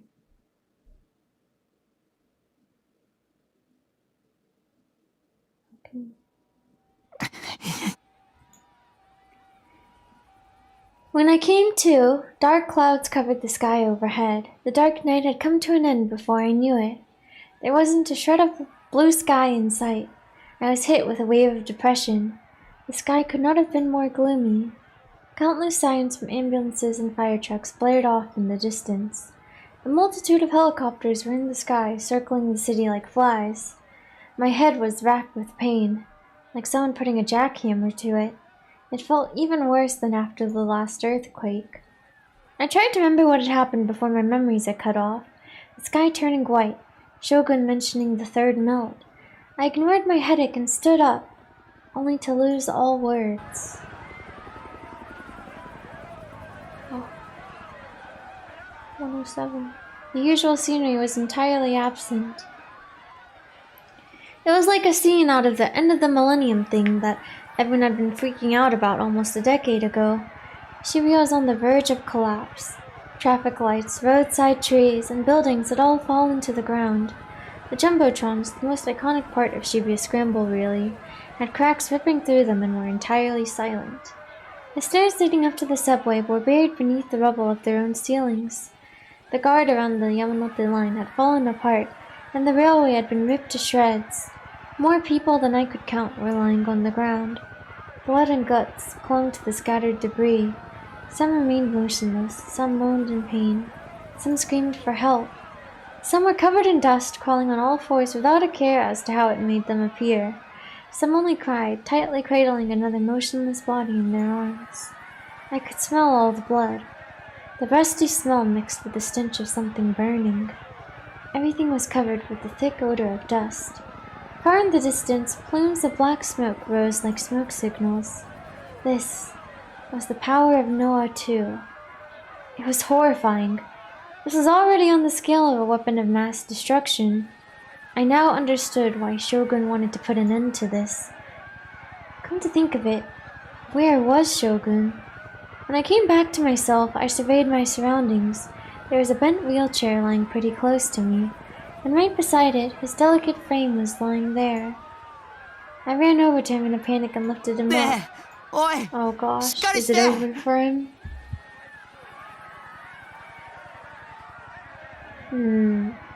He didn't react. Not even his inner voice said anything.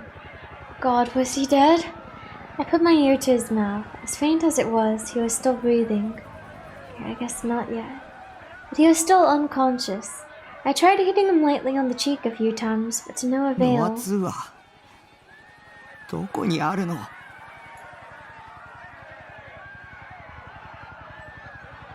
If I didn't know where it was, there's no way I could make it in time to save Mimi or Nanami. I should have asked him that when I'd had the chance. Clicking my tongue, I took my phone out of my pocket. It was off, and despite my many attempts to get it working, it stayed that way. It was nothing more than garbage now. Aside from Shogun, who else would know where to find it? Think, goddammit. I didn't have time for this. I was wandering around doing absolutely goddamn nothing. That Norisei could be ready to kill Demi at any moment. Then who? Who was someone I could trust? Someone who knew about Noah too. 君たちは特別な存在だ。中でも一番特別なのは、その目、誰の目を生み落とした。畑野一世。Senna's dad, one of the founding members of Project Noah, the person who is nowhere to be found right now. Not to mention, I'd never met him before. Wait, it was possible we'd passed each other on the street before actually. Yeah, we've seen him quite a few times. Kozumi had told me all about his homeless lifestyle, with the guy always wandering around Shibuya. With the surprisingly light body of Shogun on my back, I mindfully made my way through the debris. I didn't have a clue as to where Hatano-san was, but I had a choice. I had to find him no matter what.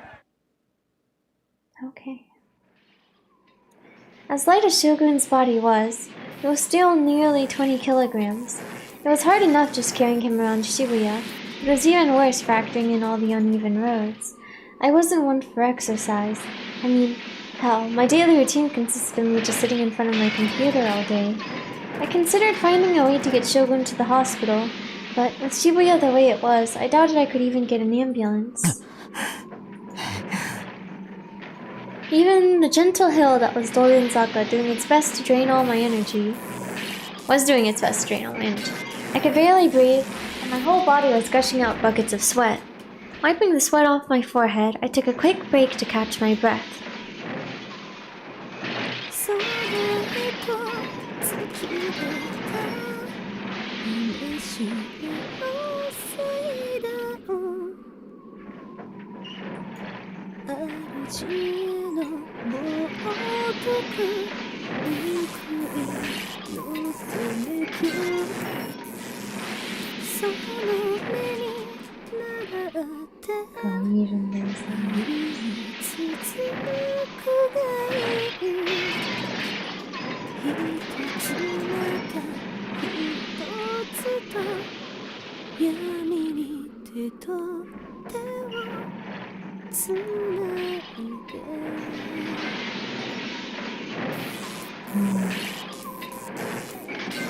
Suddenly, I could faintly hear someone's voice.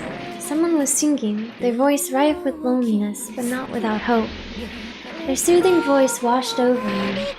I'd heard the singing somewhere before. Back at that concert, even in spite of the glaring lights overwhelming my vision, and the blaring sound shaking the entire airtight building, I'd still managed to take it in. But this time, I was in the middle of the road where I couldn't see a single sign of life. And yet, in the center of this collapsed city dominated by death, I could hear her. I put Shogun down and surveyed my surroundings once again, but the only people I could see were the collapsed corpses strewn across the city. I did my best to avoid looking at them, instead focusing on trying to find Ayase. Where the hell was her voice coming from? The road in front of me was wholly caved in. Looking at it, the hole it had created was incredibly big. There was definitely a subway tunnel beneath. Oh, I guess they're in the subway tunnel? I didn't want to believe it at first, but even so, I peered down from the edge of the hole.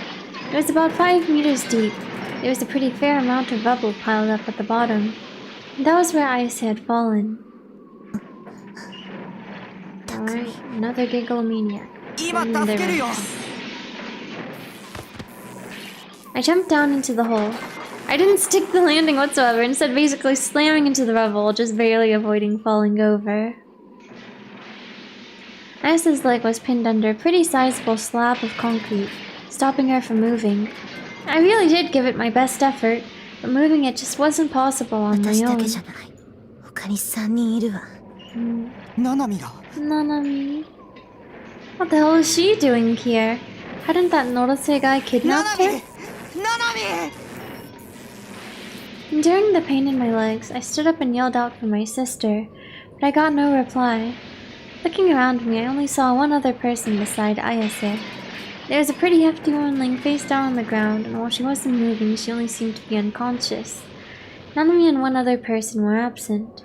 Maybe they'd been buried alive. I had to find them right this second. My eyes shot to the top of the hole. There's enough dust to make anyone hack their lungs out, but beyond that, I could see the circular shape of the sky above. I thought about Shogun, who I'd laid on the road up there. I remembered what Mimiya told me. But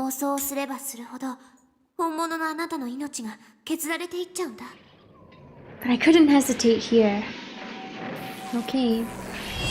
I drew my D-sword entirely from thin air. We got it. Constantly avoiding looking at her leg, I sat down near Ayase and peered at her face. I stared into her eyes, refusing to look at anything else. That should do the trick. A strong one. A really strong one. 大きなものじゃない。数は多いけど重くない。簡単に足を引っ張り出せる。他の二人も助け出せる。Me and Ayase. We only needed mutual recognition between us two gigglomaniacs, because once we had that, our delusion was sure to become reality. Okay. Pow pow.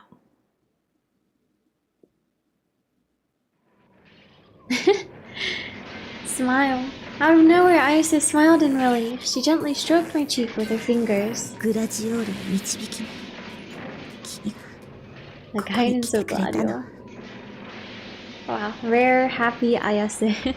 I blinked nervously. Exactly as I'd deluded it to be, the large slab of concrete pinning Ayase's leg had now turned into a heap of smaller pieces. Pushing away some of the debris, Ayase slipped her leg right out. I really hadn't expected that to go so damn well. Starting to move, she massaged her ankle. Luckily, her injuries didn't seem all that 綾瀬 bad. の歌が聞こえたんだ。よかった。続けてきた。 Helping Ayase up, I stood and took a look ななみ around. は I still didn't see any signs of my sister. Had my delusion failed after all? Or was Nanami already? I began to feel anxious. I heard a voice. Looking in the direction of it, I saw a hand reaching out from a gap inside the rubble. And so I took that hand, gripped its slender fingers, and peered into the gap. Oh, is this Yua? How's he gonna react upon seeing her? Oh. The gap was almost like a tunnel. And in that tunnel was a familiar-looking girl wearing glasses. It felt like it'd been ages since I'd last seen Yua. なぜついさっきまで全く身動きが取れなかったんですけど。 The girl averted her eyes from me with a face that seemed almost apologetic. 手を I tightly gripped Yua's hand, and then I pulled as hard as I possibly could away from the gap. Ayase helped as well. With the two of us pulling Yua with all our might, she managed to break free from the rubble without too much trouble. It rhymes. Rubble trouble. ありがとう。ござい。 Yeah, no problem. She was covered from head to toe in dust. A few pieces of concrete were tangled up in her long hair. But even with all of that, Yua seemed completely uninjured. And now, Nanami. Leaving Yua with Ayase, I started to look for Nanami. Given Yua had managed to break free, I could only assume that my delusion had actually worked. And if that was true, then Nanami should have been in some rubble somewhere that I could yank her free from. And lo and behold, that was exactly the case. As I searched through tons and tons more rubble, I managed to catch a glimpse of Nanami's face through a crack in the debris. Nanami! I called to her, but she didn't respond. She must have fainted. Reaching out, I went to touch her shoulder, but hesitated. That one from earlier. A memory from yesterday flashed into my mind, of Nanami vanishing into particles right before my eyes. No, this has to be the real Nanami. Yeah. Gathering my resolve, I grabbed her by the shoulder, or more specifically, by her blouse. I could actually touch her. I could feel her warmth. Just like I had with Yua a bit ago, I pulled her out with all my strength. Unlike Ayase or Yua, however, Nanami's uniform was stained with blood. Her hand especially was covered in red. Regardless, I laid her down on the ground and went to check her breathing. She seemed to be in pain, but she was still breathing. Even so, I couldn't help but worry about her right hand. It was absolutely covered in blood. And yet, when I tried to grab it, my fingers slipped right through it. A delusional hand?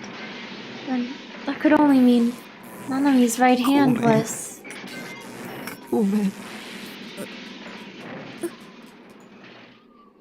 A groan leaped from Nanami's mouth.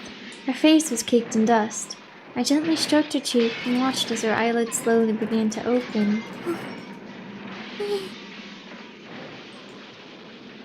Her gaze faintly wandered for a moment before finally landing on me.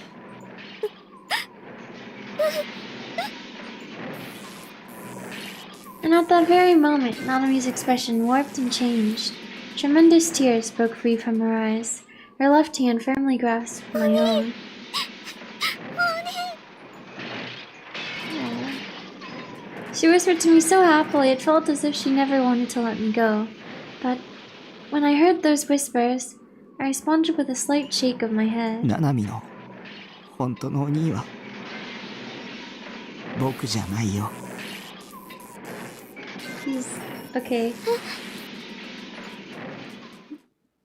much is he gonna tell her, actually? About Shogun and everything. My memories are so cloudy.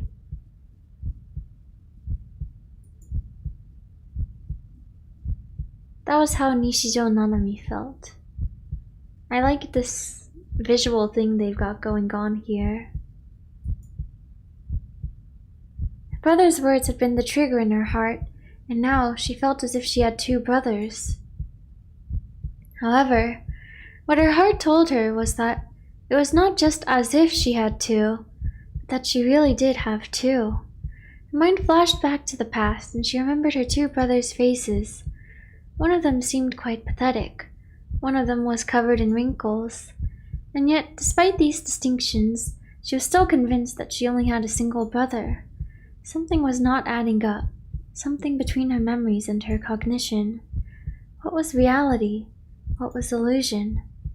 She did not know, and that scared her. To escape this, she attempted to empty her mind of all thoughts, when suddenly her own voice audibly rippled outward. Nana, you need to stay strong. Oh. The next thing she knew, she was standing in a hallway illuminated by the setting sun. Young Nanami. She could smell disinfectant, and before her stood a rather plain door. She reached out toward it and took hold of the handle, and then, through no will of her own, her hand opened the door. ああ、お兄、またご飯食べないつもり？ちゃんと食べてっていつも言ってるじゃん。出ないと元気になんないよ。あ、もしかしてグリーンピースが入ってるから？子供じゃないんだし、いい加減好き嫌いやめたら？そりゃナナだってグリーンピース嫌いだから残したくなる気持ちはわかるけど、ちゃんと食べてくんないとナナが怒られるんだからね。あの怖い看護師長さんに。ナナミ。何？今まで辛く当たってごめん。お兄が謝るのって珍しいじゃん。もう僕のために無理をする必要はないんだ。何言ってるの？僕は身を隠さなくちゃならなくなった。だからお前はもうここには来なくていい。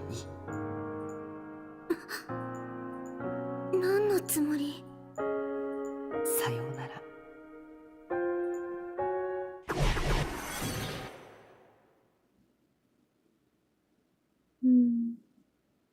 And that was where her memories cut off. Those memories about her real brother. Her brother had been suffering from a serious illness, leading her to graciously spend many years tending to him in the hospital. No matter how much time had passed, she knew she had to stay strong so that she could best take care of him in his time of need. For the past year and a half, these things had disappeared from her memory entirely. She had forgotten that those memories had even existed. In exchange for that, her brother had continued living on his own in good health right there in Shibuya. Her mother had asked her to routinely check in on him, leading her to sometimes drop by on the way home from school. And thus, she had done so thinking nothing of it. After all, he was her brother. Checking in on him might as well have been already been routine. She had never housed any doubts about it. どうしてナナは忘れちゃってたんだろう。Nearly 30 minutes had passed since she had been rescued from beneath the rubble, and now she had finally been reunited with her real brother. There he was, lying still on the road. He was still breathing but remained unconscious. His body was as small, wrinkled, emaciated, and incredibly weak as she remembered. It was the brother from so long ago whom she had always known. こんなのひどいよ。ナナはお兄に文句ばっかり言ってたけど。Though her brother did not reply, she clung to his small body all the same, letting loose a flood of tears. お兄のこと一度だって忘忘れたいなんて思ったことなかったのに。勝手だよ。わがまますぎだよ。 The sound of metal lightly scraping against something came from within her brother's clothes. A moment later, something slipped free from his pocket.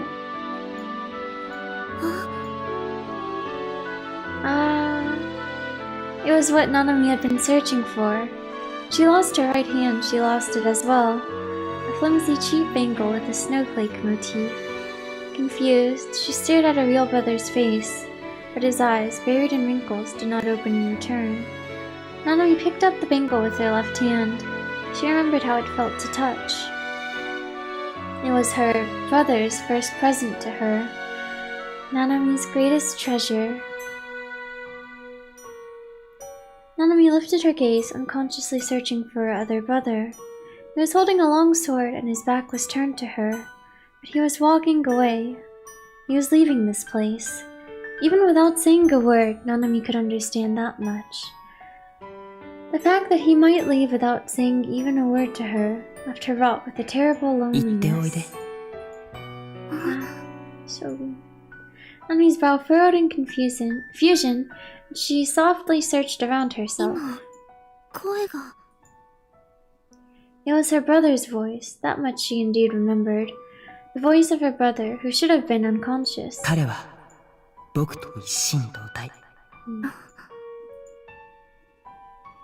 Whether it was truly her brother's voice or a mere hallucination, Nanami could not tell.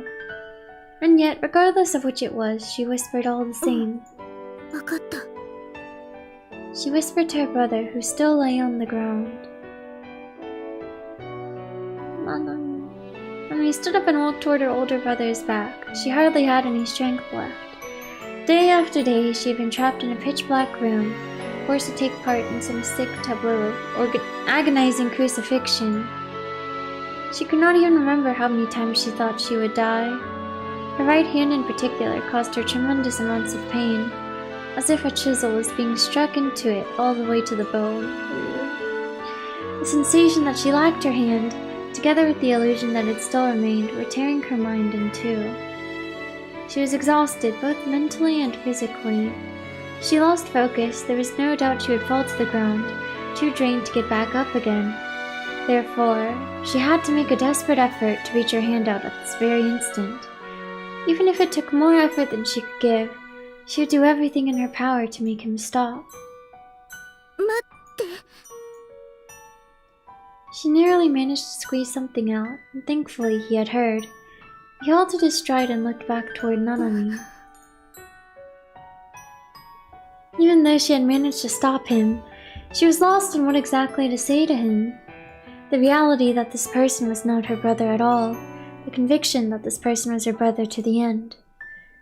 Those two feelings had blended together in her head, making them even harder to discern. But she gripped her bangle tightly in her left hand. It had been his gift to her, one that felt cold to the touch, but warm to the heart.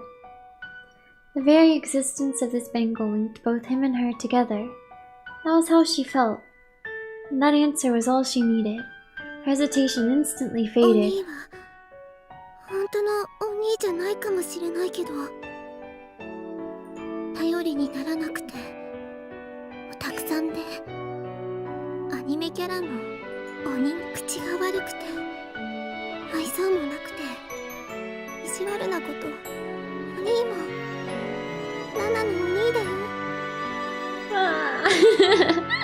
Nanami. Trying her hardest to fight back her tears, Nanami smiled as best she could.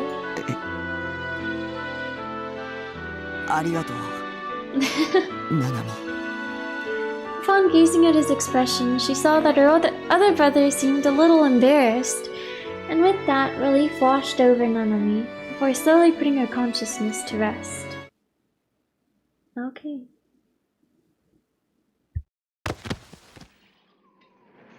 Nanami nearly collapsed, and I heard they went to catch her. She lost consciousness, her face was pale, and she was clearly having trouble breathing. The hefty woman who had introduced herself as Mace appeared on Nanami's face as she voiced her concern. Next, she turned to Shogun. そっちに寝かせてる子もね。I decided to leave Nanami in Momose's 二 care. 人を頼みます。あなたはどうするの？探さなくちゃいけない人がいて。So I could learn the whereabouts of Noah too. I'd asked Nanami since she had been taken there when she was kidnapped, but she wasn't too sure of it herself. In the end, I had no choice but to find Hakamo.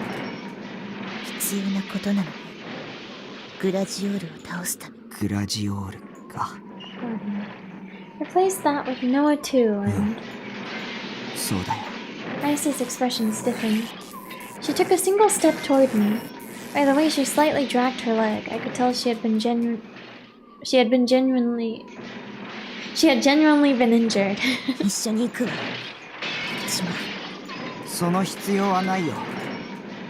Even though I tried to tell her no, she only shook her head in refusal. うちに集まらないと。綾瀬も、それに、岩も。畑野っていう人を探してほしい。At the mere mention of her name, Yua jumped a little from her hiding spot behind Momose. その人が、ノア2の場所知ってるから、一緒に行動しなくても。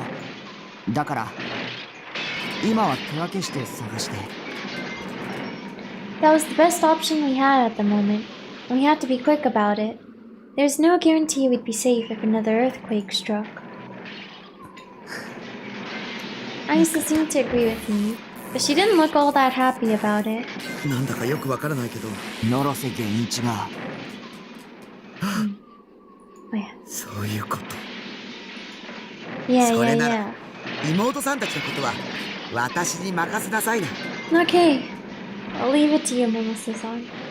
Momose-san puffed out her chest in a display of bravado, and then she gave me a quick nod, likely in an attempt to cheer me on. ただし無茶しちゃだ。それと一つ頼まれてほしいんだけど、バンちゃんヘラヘラ笑ってるうさんくさそうな中年刑事を見たら私に連絡するように伝えてくれる？ Oh. That's right, I guess we know. Did she mean Ban Yasuji? I knew all about how he had died. He had been shot and killed by his own partner. I had unconsciously seen it all unfold. I fully intended to tell Momose-san this, but... たくあの人はこんな時案外どこかで怪我人を助けて。 Momose had to go and say something like that. And now I could no longer bring myself to tell her the と truth. いうわけでよろしく。はい。 Without meaning to, I nodded, making a promise I'd never be able to keep. That had been the only answer I could have ever thought to make. 西条くん。 With her head lowered, Yua spoke with a barely audible voice. For a good while now, she had been nervously taking peeks at me, which made me think she had something to say. あなたのこと。私、西条くん、傷つけるようなこと言って。 The lenses of her glasses were covered in dust, and yet I knew very well that behind them her eyes were wet with 謝 tears. っても許してもらえると、それでも。ごめんなさい。 She bowed her head deeply. I didn't reply. All I did was turn my back to her. 僕のベースにある。はい。よかったら。 Oh. もらってくれる？ Back when she deceived me, I couldn't have been more shocked. But now I understand why she had done what she'd done. So I felt wrong to say, I forgive you or something along those lines. It was true that I had always thought of her as my enemy, but I had no right to make her bow to me, nor any right to forgive her. もらってほしい。Oh, just the Seidotan figures. はい。また一緒にフィギュア買いに行きましょうね。 And with that, Yua put on the same gentle smile she'd had when we first met. I nodded to her in response. I exchanged looks with both Ayase and Momose-san. Then I etched the image of Nanami and Shogun into my eyes one last time. And so I began walking alone among the mountains of rubble once again. Okay. Shinsen Station of the Inokashira line was one stop from Shibuya, with it taking only a minute to arrive there by train. Oops. Completely skipped that line. The station itself was situated within an underground tunnel, resulting in the only natural light being the beams seeping in from the opening at the end of the platform. By the way, I probably won't play for too much longer. Just to let you all know. Oh, Kozupi and Senna. It's good to see them. It's been a little while. Carefully supporting Orihara Kozue's body, Aoi Senna set foot onto the platform. There had been no need to buy a ticket. Not a single staff member was present in the vicinity, and none of the ticket machines were in service. Only a glance was necessary to understand how horribly warped the railway tracks had become. It was no wonder that the trains had suspended operation the day before.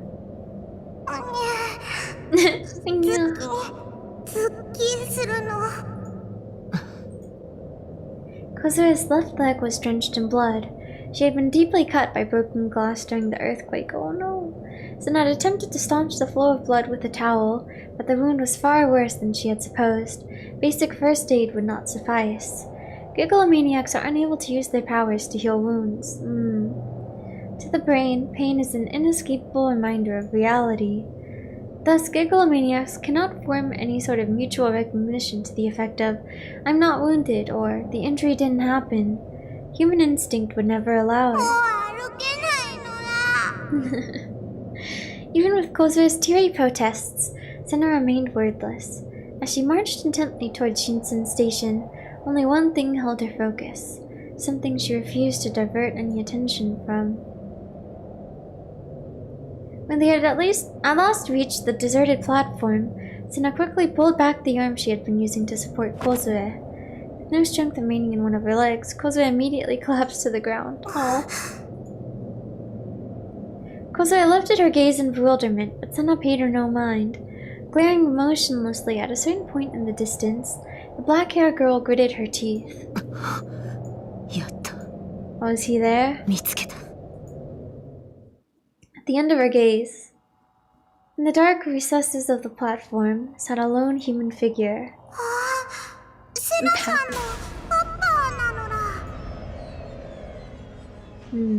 There he is. It was a homeless man clad in filthy rags. In his hand, he held a sign that read, "The hearts of the people face annihilation." Senna slowly approached the man. Her voice was cold and unfeeling, a tone that could freeze all who came in contact with it.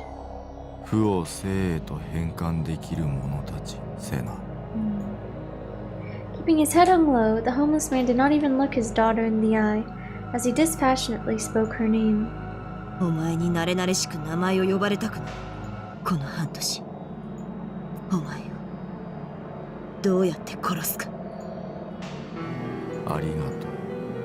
Don't kill him yet, though. We need to find out where Noah 2 is. 利己的な理由だよ。お前に殺されることが私にとって最善の贖罪かもしれない。それなら話は早い。Senna booted her D sword. The method she had chosen for her father's execution was death by her D sword. The simplicity behind it laid the truth bare. The way she killed him did not matter. All that mattered was killing him at all. すまない。 Hatano still refused to raise his head. お前に父殺しの汚名を着せてしまうからだ。殺せさえすれば、お前は母さんと妹を殺した。事実だ。しかもあんなむごい最後。 Senna could only act calm and collected for so long. As her emotions began to take control, she was seized by a fierce tremble. お前には見せたくはなかった。いや、今のは。なぜあんなことを？過程を説明することは無意味だよ。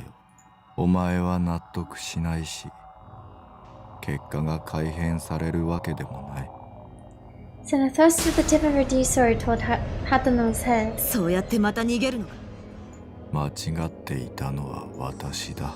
お前にはまだ期待していたのか。人を含めて世界はすべて電気仕掛け。そう言ったのは。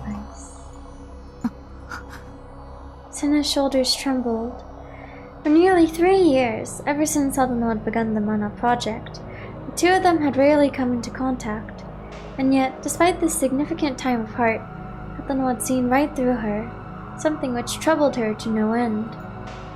Distraught by the sheer discomfort she felt, the wavering of her heart morphed into nothing but pure fury, dispelling any form of reason she still had within her. セナ、惑わされるな。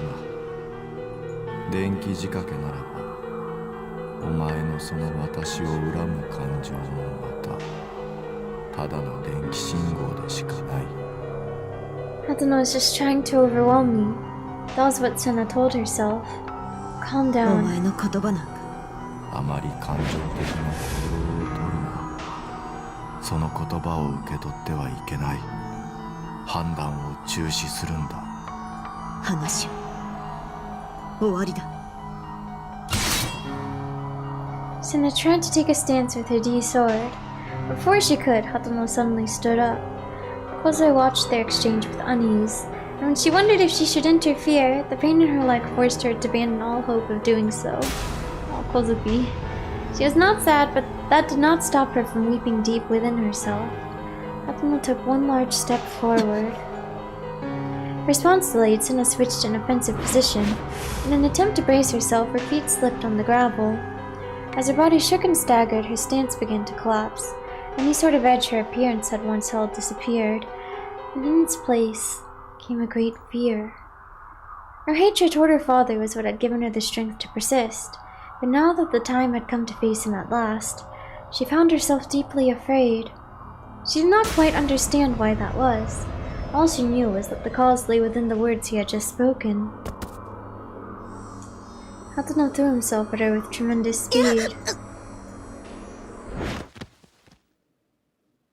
As she fell backward, ignoring both gravity and centrifugal force alike, she swung her enormous D-sword up from below. Oh. The blade first carved out the tile of the platform floor, and then it slashed straight through her father's shoulder. It moved with a fluidity akin to a hot knife through butter. Her father's hand sent her flying backward. Where? Fresh blood burst from her father's injury. His eyes were colored with an expression of deep relief. Senna's teeth sank into her lip. Not even a second later, something pierced her father's chest at lightning speed. Tearing in through the back, it flew straight through the man's chest, very narrowly grazed Senna, and swiftly disappeared. Now, blood gushed not just from his shoulder, but from his chest as well. The crimson liquid flowing from his wound splattered against Senna's cheeks. A bullet? Oh. Having been thrown backward, the moment Senna landed on her rear, her head shot right back up, and she frantically searched for the shooter.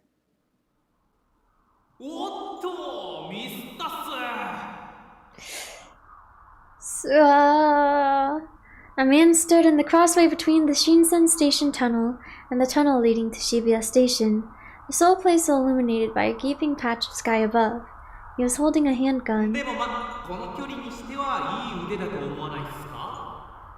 Senna's father collapsed beside her.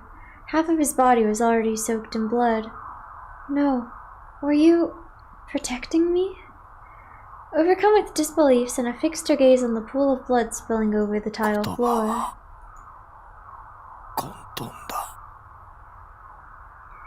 Gasping for air, her father weakly spoke.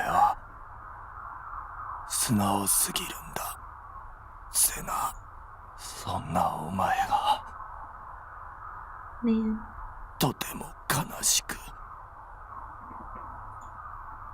The bullet had been meant for Senna.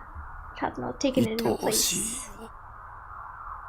She had been trying to take her father's life, but he had given it for her instead. My casual ignores mental effects from intensely human. He's just that good. Senna tightened her grip on the D-sword she held in her hand.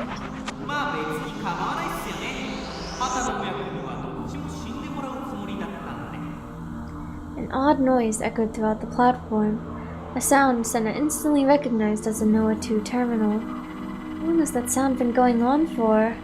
Senna would not let it continue. The existence of the man who had stepped between her and her father, the man whose gun had prematurely ended their resolution, was something she would not let continue. And she stood up and fixed her eyes ahead. The cries of an infant began to resound throughout the dimly lit platform. A sense of strange discomfort grew in her hands. Oh, and for some reason she could not comprehend. Instead of a sword, she was clutching a decayed, desiccated baby. Just like her mom. In an action motivated by reflex, she cast it away from her. Immediately after she had done so, she realized that child was her own sister. Her sister, whom she had only seen once before, long ago. Her sister, whose name she did not know, and whose own mother had devoured her until hardly anything remained. Oh yeah, I forgot about that part. Ugh. Now was the child before her. Large avulsions where chunks of meat had been bitten free covered her entire frame. Each tear in her dry skin provided a window to view glistening fragments of white bone, and the pink scraps of flesh adhered to them. What a description. Senna began to tremble once more. She could not take her eyes off of it. She could not forgive herself for feeling disgust at her own little sister, let alone tossing her aside like filth. It was exactly like back then, when she had seen her mother's last moments. Her mother, who had died while ruled completely by madness. Still nestled within her mother's arms, her sister had been shredded to pieces and consumed, left only as a heap of pitiful remains. In response to the sight that she had been forced to witness, rather than sadness or horror, what she had felt was pure, utter revulsion. Remnants of guilt remained lodged deep within her chest. Despising her father was her way of averting her eyes from that emotion. Even though a part of her very much knew that this was an attack brought on by a delusion, it reawakened feelings that had been sealed deep within her heart, leaving her entirely motionless. It was as if her wrists and ankles were bound. Okay.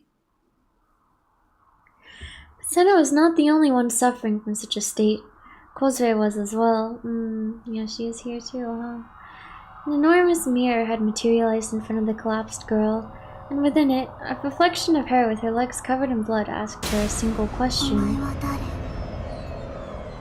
Who are you? Kozue froze in terror.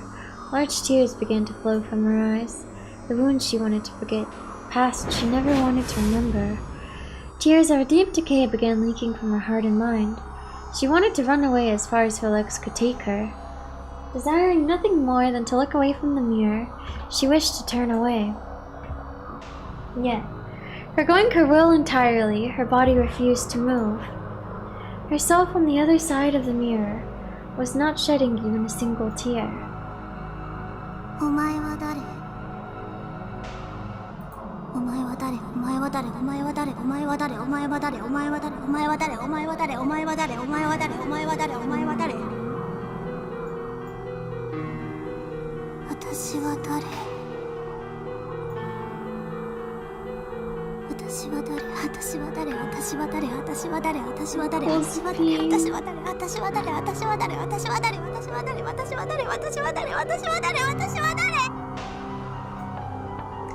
She was collapsing into gestalts or fall. Let's read the... No! No! Let's save, actually. Let's save real quick. Tips list. Loss of axiomaticity. Deterioration of cognitive ability.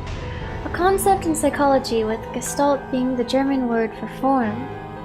The human brain perceives without question what it visually sees as A based on the environment, circumstances, and knowledge gained through experience.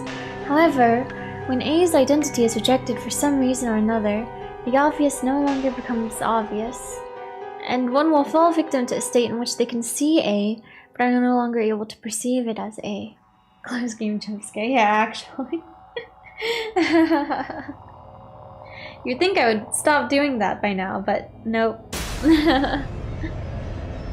Instinct is always to hit escape to go to the menu.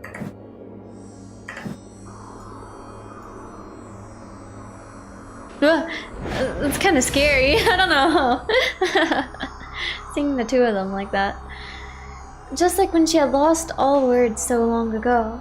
Just like when her heart and mind had been broken so long ago. No longer able to see herself, she herself questioned herself in the mirror. She lacked any certainty that it was her own voice. She lacked any certainty that it was her own hairstyle.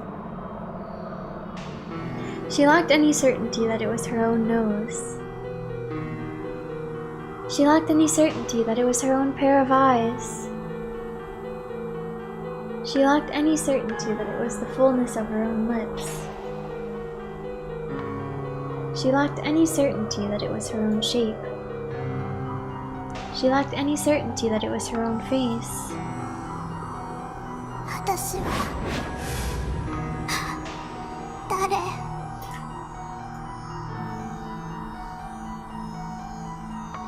There's many. 君はコズピーだよ。Yeah. Takumi, her shape in the mirror had been on the cusp of dividing infinitely, but the voice that had suddenly burst into her mind had put a stop to it. 私はコズピー。 Yeah, that's you. 私はコズピー。 Yay! She reconfirmed her identity. Kozuo had returned to herself. Cracks ripped through the enormous mirror before her, and then it shattered into pieces. Kozuo searched for the voice of her savior. When her gaze arrived at the ticket gate, she recognized exactly who it was. Her real voice, the one that would have been lost forever, called out to him. Wow.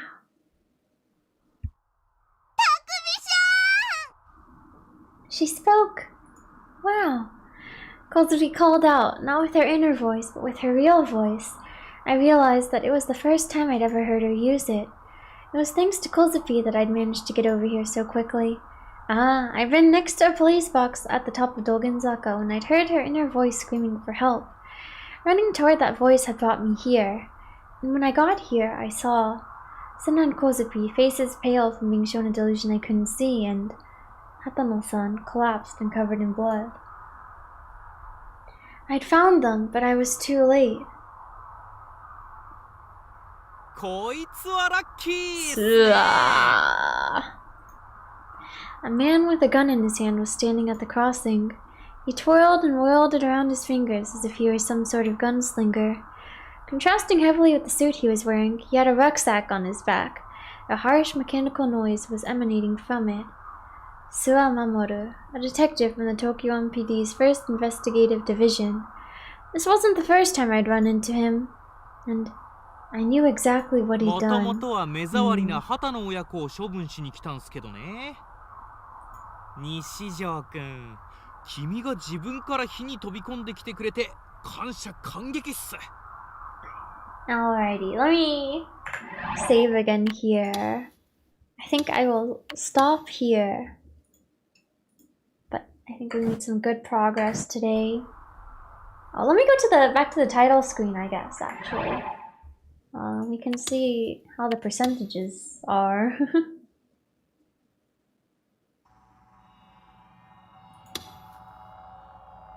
52% for album achievement rate and 50%. Whose eyes are those eyes? We're getting there! Yeah! Man, Hazuki-san being grim was so unexpected. For me, for real. It never even crossed my mind that it could be her, you know? Man. I can't believe we looked into her memories like that too. But yeah. Found out the eyes in question are Shogun's eyes. Yeah. So many people awakened today also, right? Takumi, Yua, Nanami. Yeah. The Knights, Black Knights. Yeah. Alright. I shall go now, but I hope you all have a good rest of your day / night. Oh! Remember the conversation with Grandma swimsuit and glasses? It actually changes your sprite in game. Really? Oh, I see. That was like one of the very first things in the game. That's interesting. So I guess, yeah, I went with neither, I think, right? So I guess she didn't have glasses. If you choose the swimsuit options, does she just wear a swimsuit? How does that work? Does she not have to wear her, like, nurse scrubs?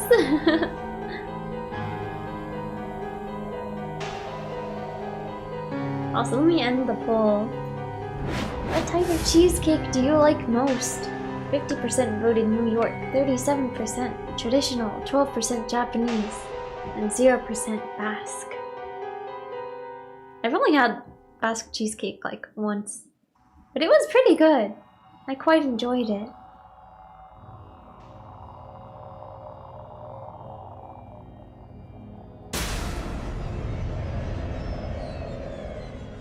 But yeah, that's crazy though. But that is a fun little thing.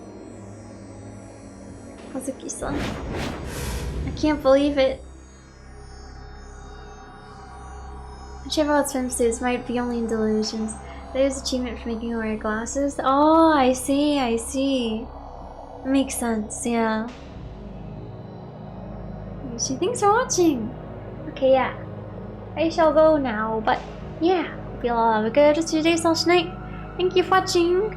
See you. Bye bye.